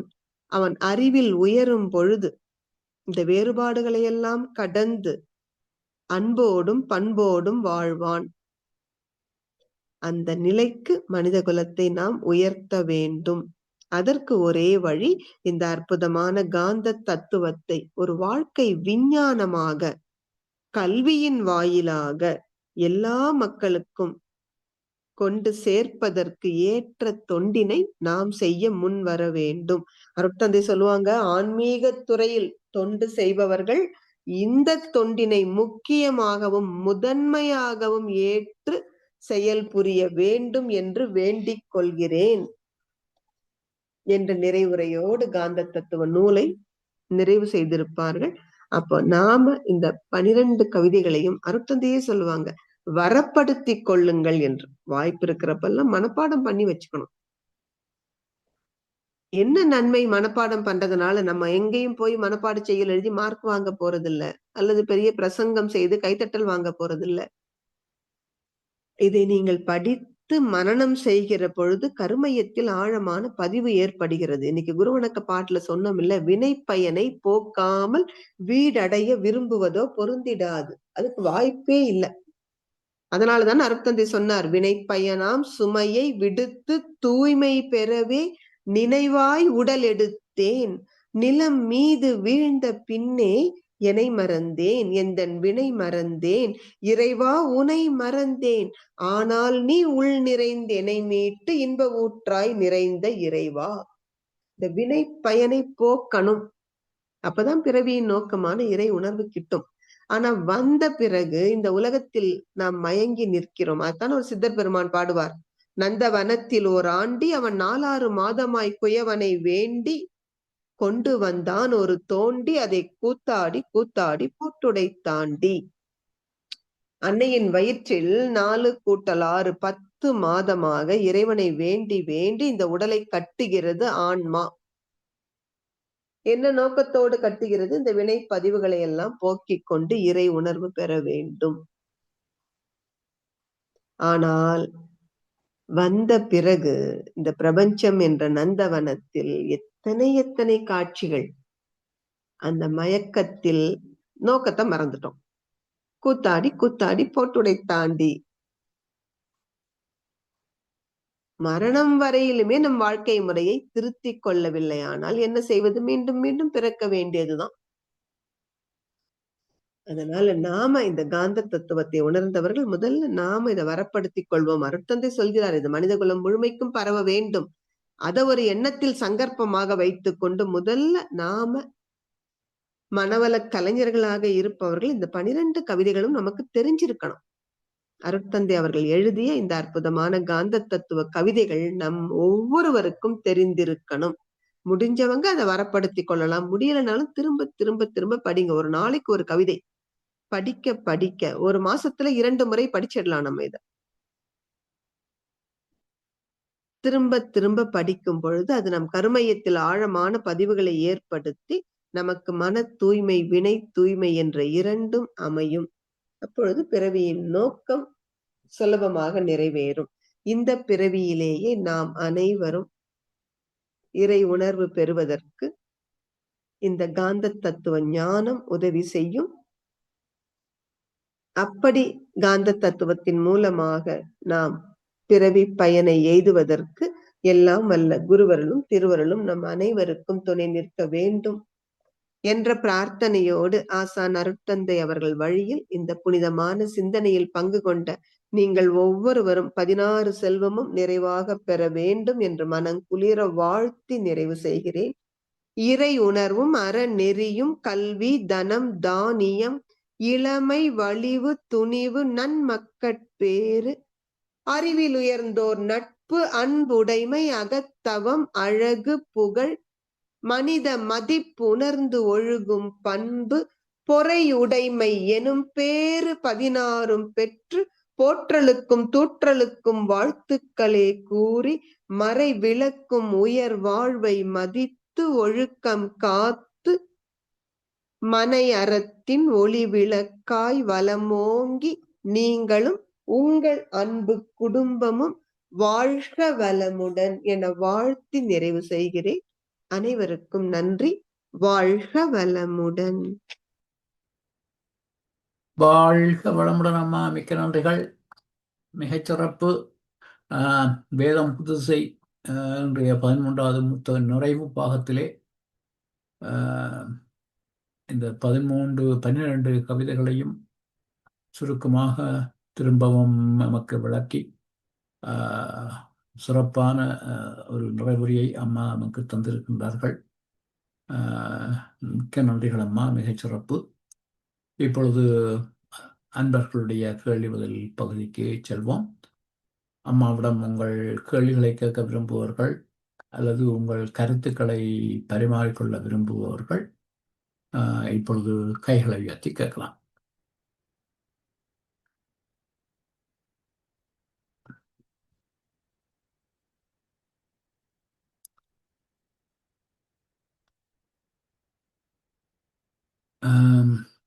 ஜனாரையா. அம்மா ஜனாரிங்க, வாழ்க வளமுடன். வாழ்க வளமுடன் ஐயா, சொல்லுங்க. சிறப்பான சிந்தனை உரை அம்மா. இப்ப எனக்கு ஒரு கேள்வி வந்து சொல்லி சொன்னா, இந்த 12 கவிதைகளையும் நாங்க படிச்சிருந்தால் காந்த தத்துவத்தை விளங்கிக் கொள்றதுக்கு போதுமா? அல்லது அதை வந்து இப்ப மகரிஷியின் முழு தத்துவங்களையும் வந்து ரெண்டொழுக்க பண்பாடுல உள்ளடக்கிடலாம் இல்லையா? எப்படி நிச்சயமா. வாழணும்ன்றத. அத மாதிரி இந்த உண்மைதான். காந்த தத்துவத்துக்கும் ஏதாவது சுருக்கமான ஒரு விளக்கம் இருக்குமா? இப்ப இப்ப இதை பற்றி முழுக்க தெரியாத ஆக்களுக்கு மகரிஷியின் தத்துவம்டா காந்த தத்துவம் என்று சொல்லிடும். காந்த தத்துவம்டா என்னன்னு சொன்னால் அதை கொஞ்சம் சுருக்கமா சொல்லக்கூடியதா ஏதாவது ஒரு வழி இருக்குமா? இதெல்லாம் ஒரு கவிதையில இருக்குமா அது? ஐயா, நீங்க ஒரு கவிதை கூட போக வேண்டாம். ஒரு சின்ன ஃபார்முலா மாதிரி காந்தம்னா இன்னைக்கு எல்லாருக்கும் தெரியும். அட்ராக்ஷன், ரிப்பல்ஷன் என்பது அந்த ரெண்டு ஆமா, தானே காந்தம். ஆமா, சரி. அந்த ரெண்டுல வந்து அந்த அட்ராக்ஷன் என்று சொல்லப்படுகிற அந்த ஆகர்ஷண சக்தியாக இருக்க ஆற்றலாக இருக்கிறது இறைநிலை. ஆமா, ரைட். இழுக்கும் ஆற்றலாக இருக்கிறது தான்ப்பா அலைநிலை. இந்த ரெண்டும் சேர்ந்தது காந்தம். அப்போ இறைவன் இல்லாத இடமே இல்லை என்பதைத்தான் காந்தம் விளக்குகிறதுன்னு சாதாரணவங்களுக்கு நீங்க சொல்லலாம். மனவளக்கலை பயிற்சியில் இருக்க 12 கவிதையும் தாராளமா படிச்சிருவாங்க. ஆமா, ஆமா, ஆமா. ஆனா அவங்களுக்கு அது நீங்க என்னன்னு ஆமா, புதியவருக்கு சொல்ற பொழுது கவிதை கூட அவங்களுக்கு சிரமமா இருக்கலாம். நீங்க இந்த ஆமா, உரைநடையிலேயே நீங்க சொல்லிடலாம். காந்தம்னா என்னன்னு கேட்டா யாரும் சொல்லுவாங்க. அதுல 2 தானே இருக்கு காந்தத்துல. ஆமா. ஒண்ணு இருக்க ஆ, ஆற்றல், இன்னொன்னு விளக்கும் ஆற்றல். விளக்கு மாற்றல். அவ்வளவுதான். அந்த இருக்க ஆற்றல் தான் இறைநிலை. விளக்கும் ஆற்றல் ம்ஹும். தான் ம், இந்த ம், இரண்டு ம், சேர்ந்ததுதான்ப்பா உலகம், உயிர்கள். ம்ஹும், ம். இப்ப இந்த காந்த தத்துவத்தை விட்டுட்டு நம்ம எங்க போய் எதை புரிஞ்சுக்க போறோம்? ஆமா, அது சரி. ஆமா. அந்த மாதிரி ஒரு எளிமையா நீங்க அந்த யார்கிட்ட பேசுறீங்களோ அவரோட பின்னணி தெரிஞ்சு அவரோட பின்னாடி தெரிஞ்சுதான் விளங்கப்படுத்தணும். ஆமா, ஆமா. விளக்கணும். அது அதன் பிறகு அவங்களுக்கு என்ன அவங்க ஆஹ் அவங்க கூட ஆர்வமா வந்து கேட்கணும் அது என்னண்டு. அப்படி கேட்டாதான் விளங்கப்படுத்தலாம் ஒழிய சும்மா போறவங்கள பிடிச்சு சொல்ல முடியாது. அதுக்கு ஒருக்க மதிப்பே கொடுக்க மாட்டாங்க அவங்க பிறகு அதுக்கு. அது நீங்க ஆ, காந்த தத்துவங்கிறது கொஞ்சம் ஆழமானது. அருட்தந்தை சாதாரணமா நம்ம அடிப்படை பயிற்சிக்கு கூப்பிடுறப்பவே என்ன சொல்லுவார்னா, அவர்கள்கிட்ட ஆர்வம் தெரியலன்னா நீங்க வற்புறுத்தாதீங்க, விட்டுடுங்கம்பார். ஆம். உண்மை, உண்மை, அது உண்மை, வாழ்க்கை உண்மை. துணைவரா இருந்தா கூட அருட்தந்தை சொல்லுவாங்க. நீங்க அவர்களை வற்புறுத்தி எல்லாம் கொண்டு வந்து மனவளக்கலையில சேர்த்தர முடியாது. அங்க என்ன பதிவுகள் இருக்கோ அது அனுமதிக்காமல் அவங்க மனவளக்கலை பக்கமே வர முடியாது. உண்மை, உண்மையம்மா. ஆமா. அதனால நீங்க சொன்ன மாதிரி யார்கிட்ட பேசுறோமோ அவர்களுடைய ஆர்வம் தெரிந்து அந்த சரி. அளவுக்கு மட்டும்தான் சொல்ல முடியும். ம்ஹும், ம், ம். நாம நன்றி. எல்லோரும் ஒத்த அலை இயக்கத்துல இணைந்திருக்கிறோம். அதனால இங்க காந்த தத்துவத்தை பேசுறது நமக்கு சுலபமா இருக்கு. ஆமா, உண்மையம்மா. உண்மை, உண்மை. எனக்கு ஆசை நன்றிங்க ஐயா. செய்யற. ஆமா, நன்றி அம்மா. வாழ்க வளமுடன். ஒருத்தரும் பிறகு டைம் இருந்தா ஆசை சீரமத்தை பற்றி ஒரு கேள்வி நான் பிறகு கேட்கிறேன் கூட இல்லங்க ஐயா, முதல் கேட்டுருங்க, மட்டாக்கள். பரவாயில்ல. இப்பவே கேட்டுருங்க. ஆசை சீரமைத்தல் எல்லோருக்கும் பயனுள்ள கேள்வியாதான் இருக்கும். இப்ப நிஷ்காமிய கர்மம் என்று சொல்றோம். என்ன செய்தாலும் நாங்க அதுல பலனை எதிர்பார்க்காம எல்லாம் செய்துட்டு இருந்தோம்டா எல்லாம் ஓகே. பலனை எதிர்பார்க்கறதாலதான் பிரச்சனையே வருகிறது. அது சரி. ஆனா ஆசை சீரமைத்தல் என்று சொல்லிக்கல சில ஆசைகளை மனதுல வச்சிருந்தா சிலர் சொல்றாங்களே இந்த திருப்பி பிறப்பு இருக்கும் என்று சொன்னா அந்த ஆசைகள் இருந்தா திருப்ப பிறப்பு வந்துடும். அதனால ஆசைகளே இருக்கக்கூடாது என்று சொல்லி. அப்ப உணவு உரையில் வந்து முக்கியமான தேவையான ஆசைகள் ஓரளவுக்கு மினிமம் இருந்தா போதும். அதுக்கு மேல வர்ற ஆசைகளை தவிர்த்து கொள்ளலாமா என்றதான் என்ற கேள்வி அம்மா. வாழ்க வளமுடன் ஐயா. இதுவும் நம்ம இப்ப சொன்னது போல நபருக்கு நபர் வித்தியாசப்படும். இப்ப ஆஹா. அருட்தந்தையே என்ன சொல்றாங்கன்னா, இந்த ஆசைகளை சீரமைக்கிற பொழுது நீங்க முதல்ல சிந்திச்சு பார்த்து நமக்கு தெரியுமில்ல அந்த ஆசை வந்து தேவைதானா? ரொம்ப ஆம். தெளிவா அருட்தந்தை சொல்றாங்க. தயவு தாட்சண்யமே பார்க்காதீங்க. இந்த ஆசை தேவை இல்லைன்னா, இப்ப உதாரணமா நீங்க சொன்ன மாதிரி உணவு, உடை, உறையுள் அடிப்படை தேவை. ஆமா. அது அவசியமா நம்ம பெற்று அனுபவிக்கணும். ஆனா இன்னும் இன்னும் இன்னும் போற பொழுது நீங்க இன்னும் வாழ்க்கை சுழலில் சிக்குகிறீர்கள். இப்போ 10 கோடி ரூபாய் நம்ம கிட்ட வந்து லாபமா வந்திருக்குன்னா, இதை கொண்டு நம்ம தர்ம காரியம் செய்யலாம்னு நினைக்கலாம். அல்லது இந்த 10 கோடி இன்னொரு பிசினஸ்ல இன்வெஸ்ட் பண்ணி இன்னும் பல மடங்கு பெருக்கணும்னா, நீங்க இன்னும் உங்களுடைய பொருளாதாரத்தை விரிவுபடுத்துறேன்ற சிந்தனையில போய் சிக்கறீங்க. அப்ப பிறவி பெருங்கடல் நீண்டு கொண்டுதான் போகும். சரி அதனாலதான் அடுத்தது சரி என்ன சரி சொல்வார்? ஆசி சீரமைத்தல்ல 3 விஷயம் ரொம்ப அடிப்படையா சொல்லுவார். அனுபோக பொருட்கள் அதிகரிக்க அதிகரிக்க உடல் நலம் கெடும். பாதுகாக்கப்பட வேண்டிய குடும்ப உறுப்பினர்களின் எண்ணிக்கை பெருக பெருக சுதந்திரம் பறிபோகும். சொத்துக்களின் எண்ணிக்கை அதிகரிக்க அதிகரிக்க மன அமைதி கெடும். நாம தான் ஒரு புள்ளி வைக்கணும். இது போதும். நீங்க அதுக்கப்புறமா உழைக்கலாம், பொருள் ஈட்டலாம். நீங்களே சொன்னீங்க பாருங்க, நிஷ்காமிய கர்மத்தின் அடிப்படையில் செயல்கள் செய்துகிட்டே போகலாம். அது தவறே கிடையாது. ஏன்னா உங்களிடம் அந்த பொருள் ஈட்டுகிற அனுபவ அறிவு, தொழில் திறன் இருக்கு. சமுதாயத்துக்கு பயன்படணுமே. இதே 10 கோடியை நீங்க கொண்டு போய் இன்னொரு தொழிற்சாலையும் தொடங்கலாம். ஆனா நல்ல திறமையான இளைஞர்களை கொண்டு தொடங்கி அவங்க கிட்ட பொறுப்பு கொடுத்துட்டு விலக முடியுமான்னு பார்க்கணும். அதனாலதான் ஜனகரை உதாரணமா சொல்லுவாங்க. ஜனகர் அரசர், ஆனால் முழுவதும் நிஷ்காமிய கர்மத்திற்கு உதாரணமாக வாழ்ந்தவர். எதுவுமே அவரை சலனப்படுத்தாது.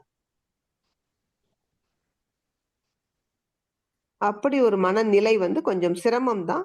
அதற்கு கடுமையான பயிற்சி வேண்டும். அதை விட ரொம்ப சுலபம் இந்த ஆங்கிலத்துல சொல்லுவாங்க, out of sight out of mind அப்படின்னு. அது போல நம்ம அக்கடான்னு ஓரளவுக்கு அடிப்படை தேவைகள் பூர்த்தி செய்ததா, இனிமேல் உயர்ந்த விஷயங்களை படிப்பது, சிந்திப்பது, இது போல சத்சங்கங்களில் ஈடுபடுவது என்று வைத்துக் கொள்கிற பொழுது சுலபமாக நம்ம கடை தேறிடுவோம்.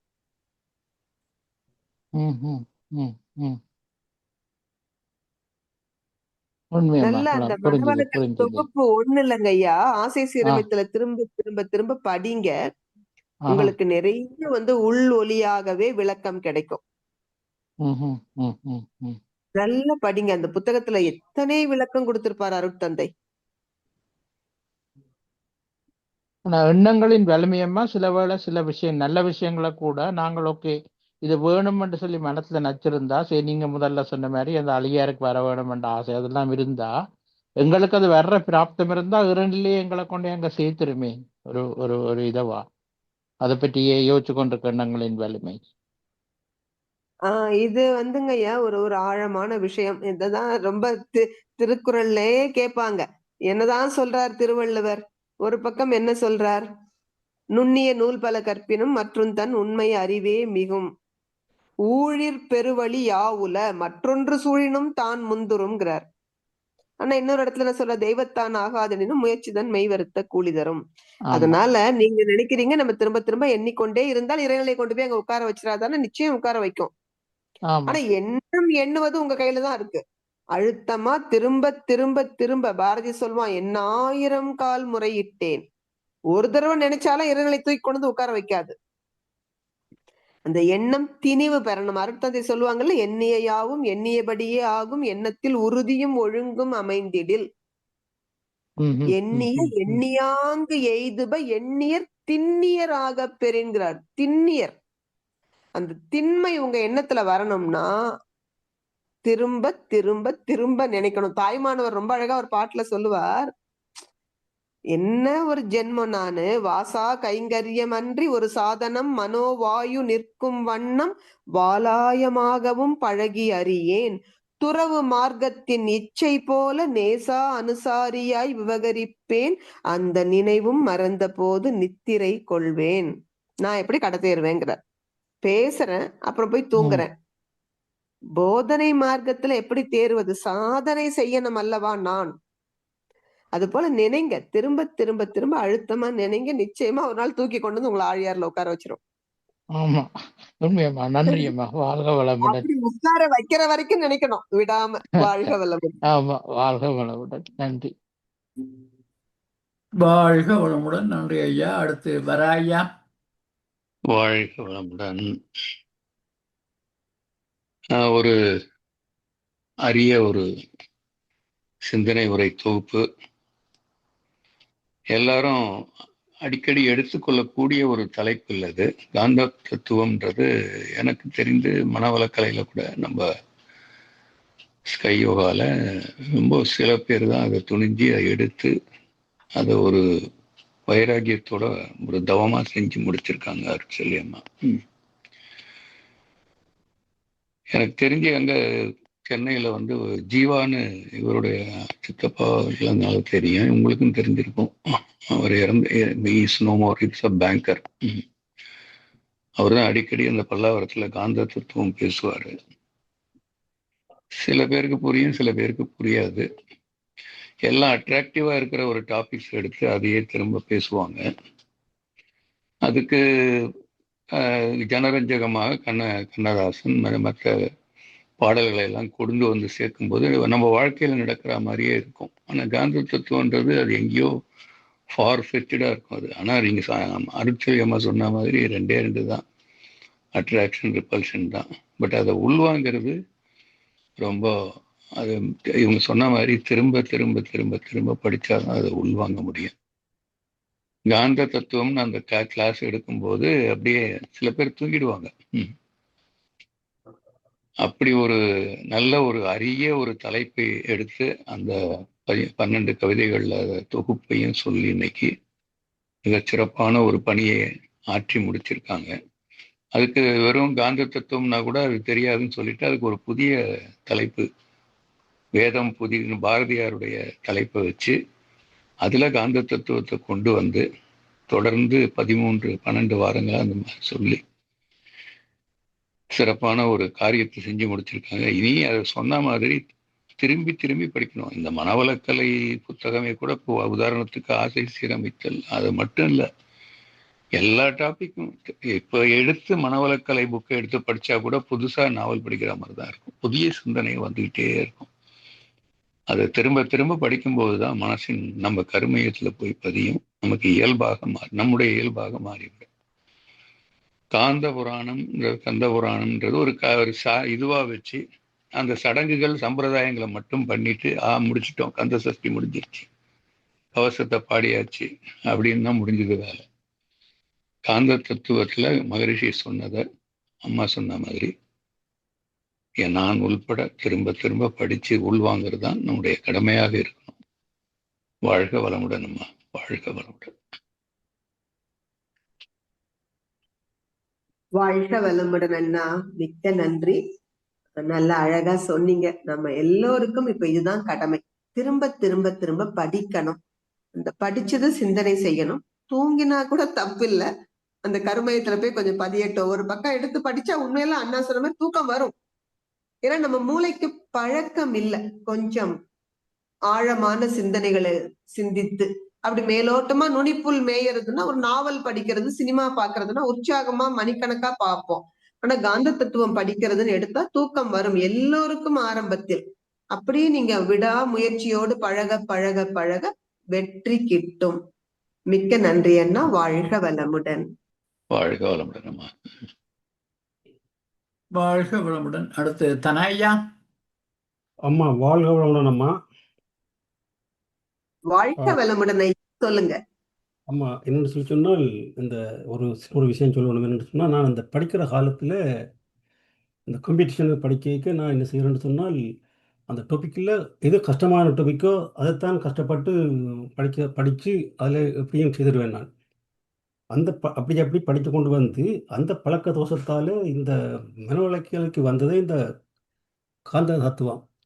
அது எனக்கு ஒரு விளங்காத புதிர். அப்போ அதை எப்படியும் படிக்க வேணும்னு சொல்லி பல விதமான ஒவ்வொரு ப்ரொஃபஸர்ஸ் ஸ்பீச் எல்லாம் கேட்டு அதை பார்த்து பட்டும் படாமலும் அப்படி இருக்கும். ஆனால் முழுக்க ஒரு ஒரு ஒரு ஒரு ஒரு ஒரு முழு உருவத்தை பிடிக்க முடியாத நிலை ஒன்று இருந்தது. அப்போ நீங்கள் இந்த 12 பாகம் அது தொடங்கி நிறுத்தி பிறகு நான் இப்போ ஸ்ரீலங்காவுக்கு போய் 2 months நிட்டு வந்தேன். அப்போ கடைசி 2 பாகமும் கேட்க முடியல, மற்றதெல்லாம் கேட்டுனேன் நான். அதை கேட்டு முடிக்கும் பொழுது இப்போ நிலை வந்து எனக்கு ஒரு தெளிவு ஒன்று இருக்காம்மா. இனி திருப்பி கேட்க வேணும். ஆனால் இப்போ காந்த தத்துவம் என்றால் என்ன, எப்படி என்றது ஒரு தெளிவு ஒன்று மனதில் வந்துடுது. அது பெரிய சிறப்பாம்மா. அது உண்டு.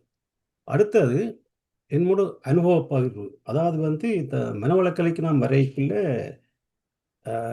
அதில் வந்ததுக்கு ஒரு காரணம் வந்து எனக்கு சரியாக கோபம் வரும். அடுத்தது தன்முனைப்பு, 2வது பெருசாக, அதுவும் பெரிய பெரிய சாமான். அது இந்த ப்ரொஃபஷனில் இருக்க ஓரளவுக்கு கன்னடங்கள் அது ஹெல்ப் பண்ணிக்குது. அந்த ப்ரொஃபஷனை விட்டு எல்லாம் ரிட்டையர் பண்ணி இந்த சமுதாயத்தில் வரைக்கும் அது பெரிய கஷ்டத்தை தந்தது, பெரிய கஷ்டமாக இருந்தது. அப்போ அதுலேருந்து எப்படியா வெளியேறுறது என்று சொல்லி தேடிக்கொண்டிருக்கைத்தான் ஒருவர் சொன்னார் மனவளக்கலை வாழ்வளமுடன் சொன்னார் பேத்ரி மார்சியை பற்றி. அப்போ அதுக்குள்ள வந்து அதையெல்லாம் பார்த்து பார்த்து அப்படி போய் உங்களுடைய 12வது பாகம் நான் காலையில் கேட்டுக்கொண்டதுன்னு சொன்னால் அது வரமுன்னு கேட்க நான் முதல் கேட்காதே கேட்டு வர முடியிட்டு கேட்க அது நீங்கள் சொன்னீங்கன்னு சொன்னால் இந்த தன்முனைப்பு என்பது வந்து போகிறது என்று சொல்லி சொன்னால் நல்ல ஒரு குருவை தேடி உள்விட்டு போய் சேர வேணும். அதுக்கு நல்ல எங்களுக்கு கர்மவினை நல்லதாக இருக்க வேணும். இப்படி இருக்கும்போது தான் நான் யோசிச்சு பார்த்து என்னுடைய கர்மவினையை அந்த காலத்தில் வந்து குருவிட்ட சேர்ந்துட்டேன். அதே அப்புறம் இன்னொரு அனுபவம் என்னென்னு சொல்லி சொன்னால் இன்றைக்கு சொல்லும் பொழுது அதுக்காகத்தான் நான் இப்போ சொல்கிறேன். சொன்னீங்கன்னு சொன்னால் ஒரு 10 ஆண்டுகளாண்டன்னா மார்ச்சியோட பயணம் செய்திருக்க வேணும். செய்தால் அந்த வித்தியாசத்தை உணரலாம்னு சொல்லி ரைட். நம்ம வந்த அளவுக்கு இப்போ 10 வருடம் ஆகுது. 10 வருடத்துக்கும் ரைட். அப்போ இந்த முறை யாழ்ப்பாணம் போயிட்டு வரும் பொழுது அதான் அந்த அனுபவம். போயிட்டு வரும் பொழுது இதுவரை எத்தனையோ முறை தடவை போயிருக்கிறேன். போய் வரும் பொழுது ஏதோ ஒரு பிரச்சனையோட வருவேன். இது 6வது ஏதாவது கதைக்கு ஒரு பிரச்சனை வரும். எல்லாது எங்கேயோ அப்படி ஒரு பிரச்சனை ஒரு நிறைவாக இருக்கிற அந்த பயணம். இந்த முறை பயணம் போகும் பொழுது கணக்கு அசௌகரியங்களை எல்லாம் சந்திக்க வேண்டி வந்தது. என்னதான் இருந்தாலும் ஒரு அருமையான ஒரு நிறைவான பயணமாக இருந்தது. எல்லாரோடும் இனிமையாக ஆகக்கூடிய இருந்தது. எல்லாம் அருமையாக இருந்து வந்து அருமையான ஒரு பயணம். அப்போ நீங்கள் என்னை சொல்லும்போது தான் நான் யோசிச்சு பார்த்தேன். அந்த 10 ஆண்டு காலம் பயணம் செய்தவர்களுக்கு கட்டாய மாற்றங்கள் இருக்கும் அப்படி இருக்கிறத சொன்னீங்க. அப்போ தான் நான் சிந்திச்சு பார்த்தேன். இதில் என்ன சொல்ல வாரன்னு சொன்னால் இந்த 10 ஆண்டு காலமும் நான் தொடர்ந்து பயணம் செய்தது கிடையாது. பிஸி அப்படி இப்படி மாறி மாறி இவ்வளவு செய்தே எனக்கு இவ்வளவு மாற்றம் இருக்குன்னு சொன்னால் அதை தொடர்ந்து செய்தவர்களுக்கு எவ்வளோ மாற்றம் இருக்க வேண்டும் ஒரு பக்கம். அடுத்த பக்கம் அம்மாவை யோசிச்சு பார்த்தேன் நான். அம்மா மார்சியோடு இருந்து வந்தவ. அப்போ அது எப்படி இருக்கும் அது இன்னைக்கு பார்க்க முடியாத அம்மா. ஆகையினால அந்த மாற்றம் என்ற கட்டாயம் எனக்கு நம்பிக்கை முதல்ல அவர் சொல்லும் பொழுது வந்து சேரும் பொழுது எனக்கு அந்த நம்பிக்கை இருக்கே இல்லை. இப்படித்தாண்டா இல்லைன்னு சொல்லி நான் அப்படி போனது. ஆனால் அது அப்படி தொடர்ந்து வந்தபடியாலே அம்மா அந்த மாற்றங்கள் இருக்கு. அதில் வந்து இருப்பவர்களுக்கு கட்டாயம் மாற்றங்கள் வரும். அதில் நோ டவுட். வாழ்க வளமுடன் அம்மா. வாழ்க வளமுடன் ஐயா. மிக சிறப்பா சொன்னீங்க. கட்டாயம் மாற்றம் இருக்கும். நீங்க என்ன ஒரு சின்ன செயல் செய்தாலும் நம்ம தான் படிச்சிருக்கோமே, for each and every action there is an equal and opposite reaction.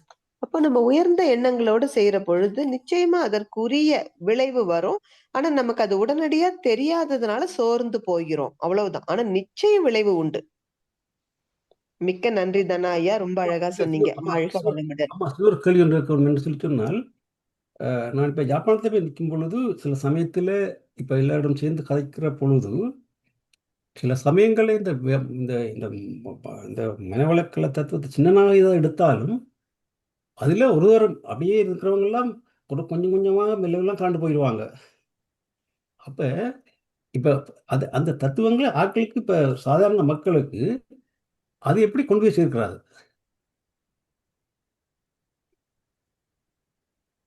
எதை கொண்டு போய் சேர்த்தலாம்னு நினைக்கிறீங்க? இந்த ஆழ்ந்த காந்த தத்துவமா இல்ல சாதாரண மனவளக்கலையா? சின்ன சின்ன சின்ன சின்ன சின்னதாக இப்போ ஆசை சீரமைத்தல், இந்த அறுகுண சீரமைப்புகள் அப்படி அப்படி அதுகள் எல்லாத்தையும் இப்போ அங்கே பார்த்து நான் என்னமேன்னு சொன்னால் எல்லாரும் ஒழுங்காக கோயிலுக்கு போவாங்க, எல்லாரும் அர்ச்சனையெல்லாம் செய்வாங்க, வருவாங்க, அப்படி அந்த அந்த ரூட்டின்லேயே ஓடிக்கொண்டு இருக்கிறான். அதை விட்டு வெளியே வரவே மாட்டார்கள் பெரும்பாலும் பார்த்து நான். அப்போ நான் சில சமயத்தில் அங்கே இருக்கும் பொழுது இப்படி ஏதாவது சின்ன சின்ன கதைகள் தொடங்கினால் அதெல்லாம் என்ன அவை சொல்ல கடவுள் பார்த்துக்கொள்வார் அப்படிதான் சொல்லினார். அதெல்லாம் கடவுள் பார்த்துக்கொள்வார், அவ்வளோதான் அவைன்ற இது கண்டு போட்டு அவர்கள் தங்கண்ட பாட்டு போடிக்கொண்டிருப்பார்கள். அப்போ மற்றது இந்த பிரசங்கம் செய்கிறவர்களையும் பார்த்தேன், அழகாக கதைகள் சொல்லுவார்கள், கவர்ச்சியாக இருக்கும், அது நல்ல கிரௌட் எல்லாம் வரும். ஆனால் உட்கருத்து வந்து ஒருத்தருக்கும் தெரியாது, உட்கருத்தை பற்றியே பேசுவது கிடையாது. அப்போ அப்படி இருக்கும் பொழுது இப்போ நாங்கள் அப்படியான சமுதாயத்தில் இருக்கையில் இந்த மனவளக்க தத்துவங்களை இந்த இது எல்லாத்தையும் எப்படி மக்கள்கிட்ட கொண்டு போய் சேர்க்கலாம்? வாழ்க வளமுடன் ஐயா. இப்போ அருட்தந்தை கிட்ட ஒரு முறை கேட்டாங்க ஆழியார்ல, கூட்டமே வரமாட்டேங்குது சுவாமி நமக்கு, இன்னும் சில அமைப்புகள் பேரை சொல்லி, அங்கெல்லாம் ஒரு தத்துவமும் இல்ல, ஆனா கூட்டம் அலை மோதுதே, என்ன செய்யறது? அருட்தந்தை சொன்னாங்க, கூட்டம் தானே வேணும் உங்களுக்கு, அது ரொம்ப சிம்பிள். இந்த வள்ளல் பெருமான் சிலை அருட்தந்தை ஆழியார் அறிவு திருக்கோவில்ல வள்ளல் பெருமானுக்கு மட்டும்தான் சிலை வச்சிருப்போம். நம்ம என்ட்ரன்ஸ்லயே வச்சிருப்போம். சுவாமி சொல்லுவாங்க, அந்த சிலை கிட்ட ஒரு சேரை போட்டு என்ன உட்கார வச்சிருங்க, என் கையில கொஞ்சம் விபூதி குங்குமம் கொடுத்துருங்க. அதன் பிறகு பாருங்க, உங்களால கூட்டத்தை கட்டுப்படுத்தவே முடியாது. ஆக நம்முடைய நோக்கம் அதிகம் பேருக்கு கொண்டு போய் சேர்த்தணும் என்பது ஒரு உயர்ந்த நோக்கம், இல்லைன்னு சொல்லல. ஆனா அது இன்னும் கொஞ்சம் காலம் ஆகும். ஏன்னா மக்கள், இப்ப நீங்க அழகா சொன்னீங்க பாருங்க, பிரசங்கத்தை ஏன் கேட்க வர்றாங்க? அங்க சுவையான கதைகள், உட்பொருளை பத்தி யாருக்கும் லட்சியம் இல்லை. அந்த 1 மணி நேரம் டைம் போச்சு. அருட்தந்தை சொல்லுவாங்க, ஒரு என்டர்டெயின்மெண்ட்ல கூட என்லைட்டன்மெண்ட்டும் சேர்ந்து வரணும் பார். நீங்க ஒரு திரைப்படம் பார்த்தாலும் சரி, அல்லது இந்த மாதிரி பிரசங்கம் கேட்டாலும் அது ஒரு பொழுதுபோக்கு நிகழ்ச்சி என்றாலும் உங்கள் பழுது நீக்கும் நிகழ்ச்சியாகவும் அமையணும். ஏன் நமக்கு இன்னைக்கு அது அமையலன்னு இப்ப நீங்க அழகா சொன்னீங்க. அவங்க என்ன சொல்றாங்க? அதெல்லாம் கடவுள் பாத்துக்குவார். நமக்கு ரொம்ப சுலபம். புத்தர் அதனாலதான் சொல்றார், மனிதர்கள் தங்கள் வாழ்க்கையை தங்கள் கையில எடுத்துக்கிற துணிச்சலே இல்லாததாலதான் கடவுளையே உருவாக்கினாங்க. It is mere psychology. ஏன்னா எனக்கு சோம்பேறித்தனம், கடவுள்னு ஒருத்தர் இருந்தா நான் சுலபமா என்ன சொல்லிடுவேன்? அதெல்லாம் அவன் பாத்துக்குவான். என் வாழ்க்கையை நான் தீர்மானிக்கிறேன். நான் நேற்று என்ன செய்தேனோ அதன் விளைவு இன்று வருகிறது என்றால், நாளைக்கு எனக்கு என்ன விளைவு வேண்டுமோ அதை சிந்தித்து அதற்குரிய செயலை நான் இன்று செய்வேன். இந்த பொறுப்பை எடுத்துக்கிறதுக்கு நமக்கு பழகல. அப்ப ரொம்ப சுலபமா இருக்கு. ஒரு கடவுள் இருந்தார்னா அவர்கிட்ட எல்லாம் விட்டுடலாம். நன்மைக்கு அவர் பரிசு கொடுப்பார், தப்பு செஞ்சா தண்டனை கொடுப்பார், எல்லாம் அவர் பொறுப்பு. நான் என் விருப்பப்படி வாழ்வேன் என்ற ஒரு சோம்பல் பழகி இருக்கோம். நிச்சயம் வெளியில வருவோங்க ஐயா. இப்ப எவ்வளவோ வந்திருக்கோமே. ஆமாம்மா. நம்மளை போல இன்னும் நிறைய அடுத்தடுத்த தலைமுறைகள் இன்னும் வேகமா வருவாங்க. ஏன்னா அருட்தந்தையிட்ட நமக்கு என்ன பிரமிப்பான விஷயம், அவர் எங்கேயுமே சோர்ந்து போகல.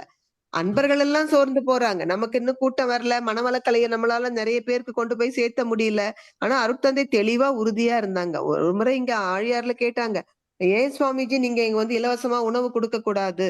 அருட்தந்தை சொல்லிட்டாங்க, அந்த பசி பிணி போக்கும் செயலை வள்ளல் பெருமானே செஞ்சிட்டாரு, இது அறிவு பிணியை போக்குகிற இடம். அதுல உறுதியா இருந்தார். அப்போ அறிவு வெளிச்சம் பரவுறது கொஞ்சம் சிரமம், நிதானமாதான் பரவும். Slow but steady wins the race அப்படின்னு அருட்தந்தை உறுதியா இருந்தார். அதுல அந்த கொள்கையில இருந்து அவர் டீவியேட் ஆகவே இல்லை. அதனால நாமும் கூட்டத்தை பத்தி கவலைப்பட வேண்டாம். நம்ம ஒருத்தர் கடை தேறினால் கூட பெரிய விஷயம். நன்றி. நன்றிங்க ஐயா, மிக்க நன்றி. வாழ்க வளமுடன். வாழ்க வளமுடன். நன்றி ஐயா.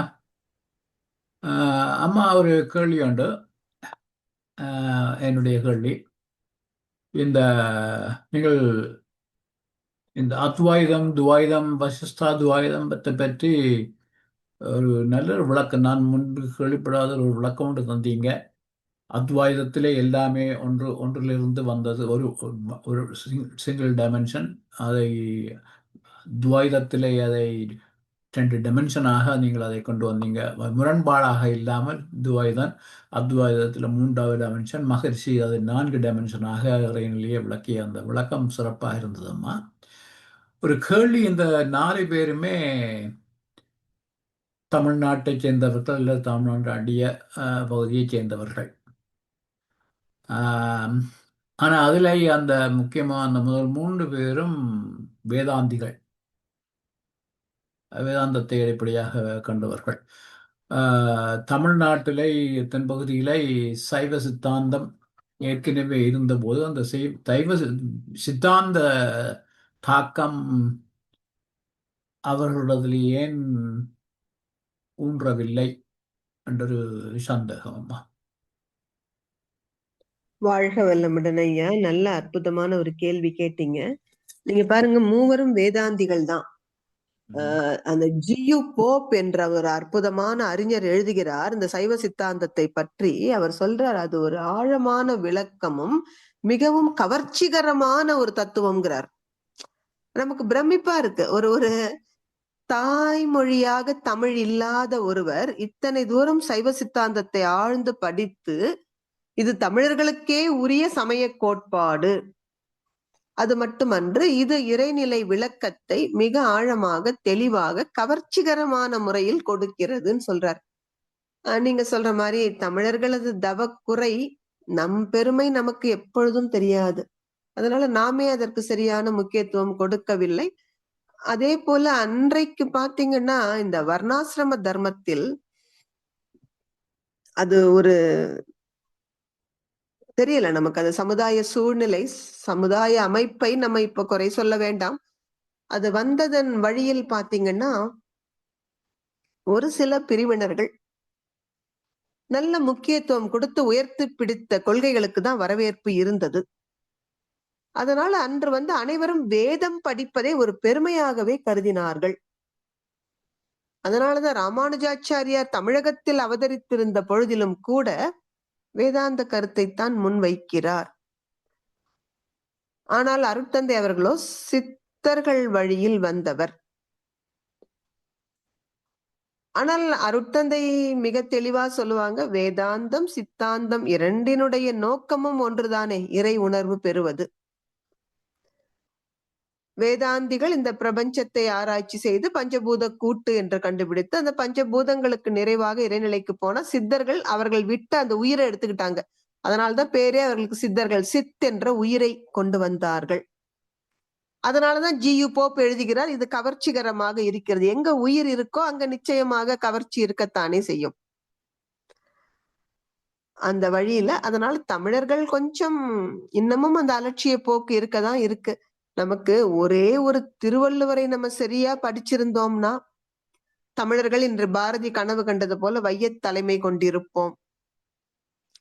அதனால ஏன் சித்தாந்தம் அதிகமாக நமக்குள்ள போகல அப்படின்னா இதுதான் காரணம். நமக்கு இருந்த ஒரு அது அருட்தந்தை இந்த அக்குப்ரெஷர் பாயிண்ட் சொல்லி கொடுக்கறப்ப கூட சொல்லுவாங்க, நமக்கு எப்பொழுதும் ஒரு விஷயத்தை தெரிந்து கொண்டால் அதை வாழ்க்கையில் பின்பற்றுவதுங்கிறதே இல்லை.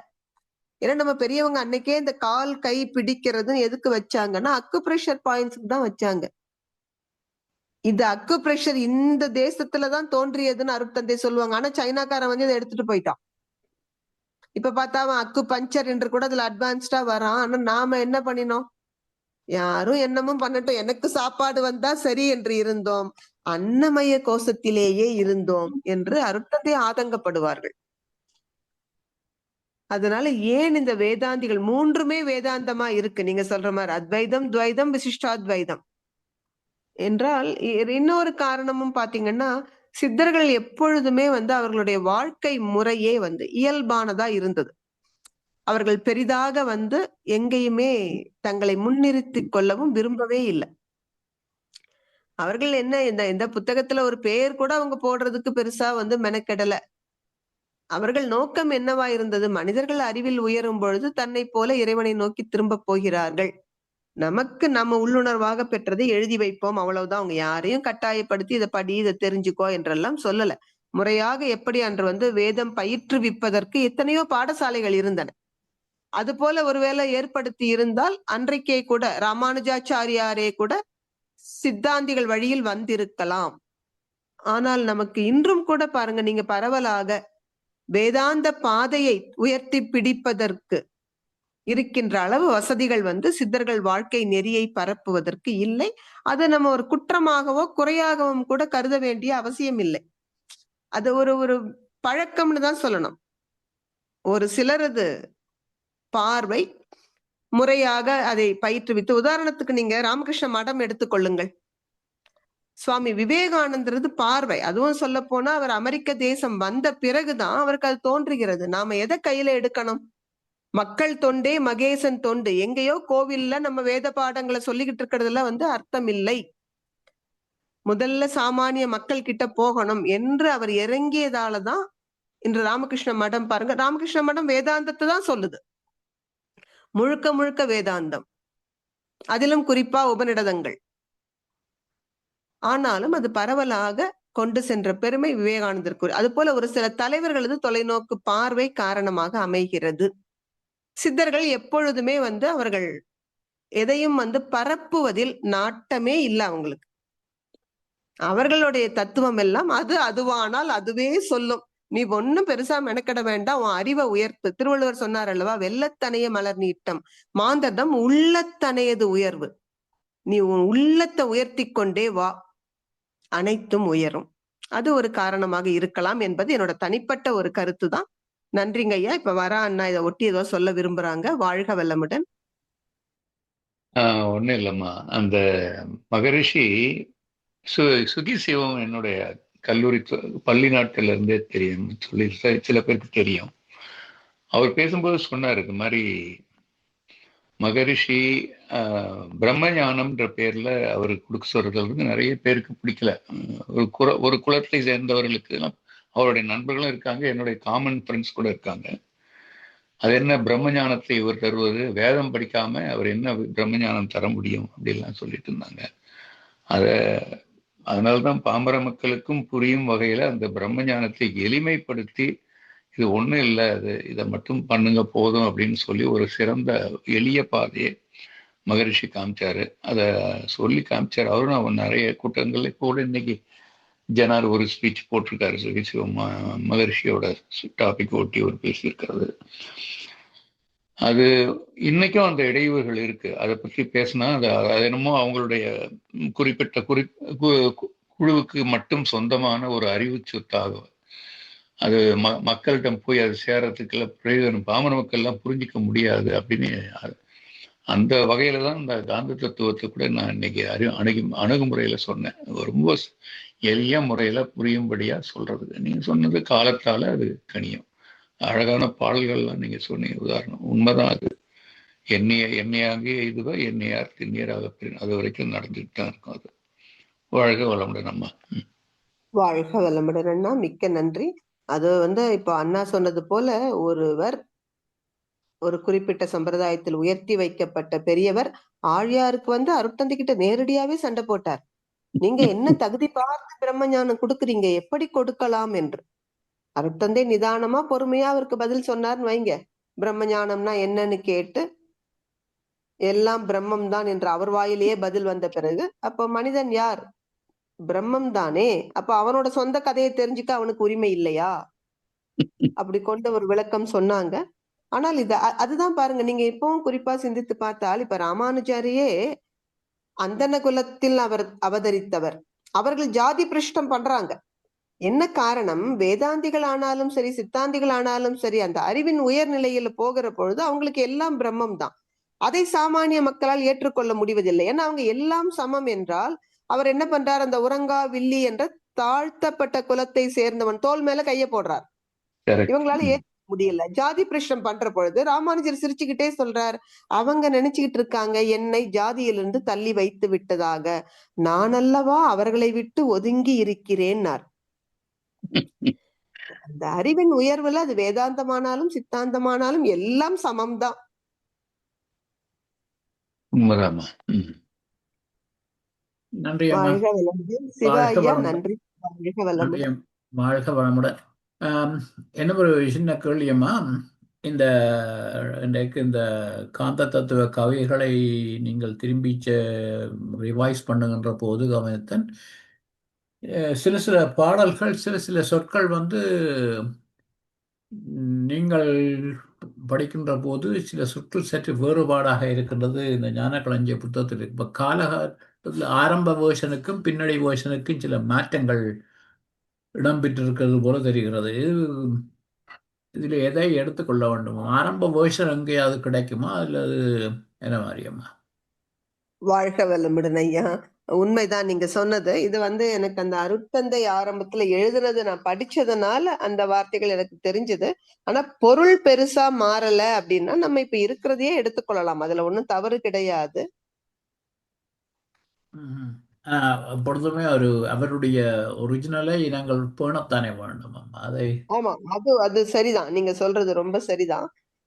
அது நம்ம இப்போ நம்ம சொன்னாலும் அதை நான் ஒரு முயற்சி வேணா எடுக்கிறேன். நம்மளுடைய பப்ளிகேஷன்ஸ்ல சொல்லி இந்த மாற்றங்கள் அடுத்தடுத்த புத்தகம் நம்ம வெளியிடும் பொழுது அந்த ஒரிஜினலே வர மாதிரி கூட நம்ம செய்யலாம். நன்றி அம்மா. நன்றிங்க ஐயா. வாழ்க வளமுடன். நாங்கள் இத்துடன் இன்றைய கேள்வி பதில் பகுதியை நிறைவு செய்வோம். ஆனா இதுவரை ஐயா சிவா ஐயா, நான் உங்களுக்கு ஒரு ஸ்பெஷல் தேங்க்ஸ் சொல்லணும். எப்படி அப்படி மின்னல் மாதிரி நீங்க கவிதையை மாத்தி மாத்தி 12 கவிதையும் கொண்டு வந்துட்டீங்க ஸ்கிரீன்ல. அது ரொம்ப மகிழ்ச்சி, பாராட்டுக்குரியது. நன்றி அம்மா. வாழ்க வளமுடன். வாழ்க வளமுடன். வாழ்க. இதுவரை நேரமும் வேதம் புதுசை என்ற இந்த தலைப்பிலே இந்த தொடர் சிந்தனையுடைய கடந்த 13 மாதங்களாக நமக்கு இந்த சிந்தனையுடைய வழங்கி இன்று அதை நிறைவு செய்த பேராசிரியர் அருட்செல்வி அம்மாவுக்கு கனடா ஸ்கையோகா மன்றத்தின் சார்பிலே எமது மனமார்ந்த நன்றிகளை தெரிவிப்பதோடு அம்மாவுக்கு ஒரு வாழ்த்து தெரிவிப்போம். பேராசிரியர் அருட்செல்வி அம்மா வாழ்க வளமுடன். அவரது உடல் நலம், மனவளம், பொருளாதார வளம், வளமுடன். அவரது அன்பு குடும்பம், வாழ்க வளமுடன். அவரது வேதாத்திரிய தொண்டு, வாழ்க வளமுடன்.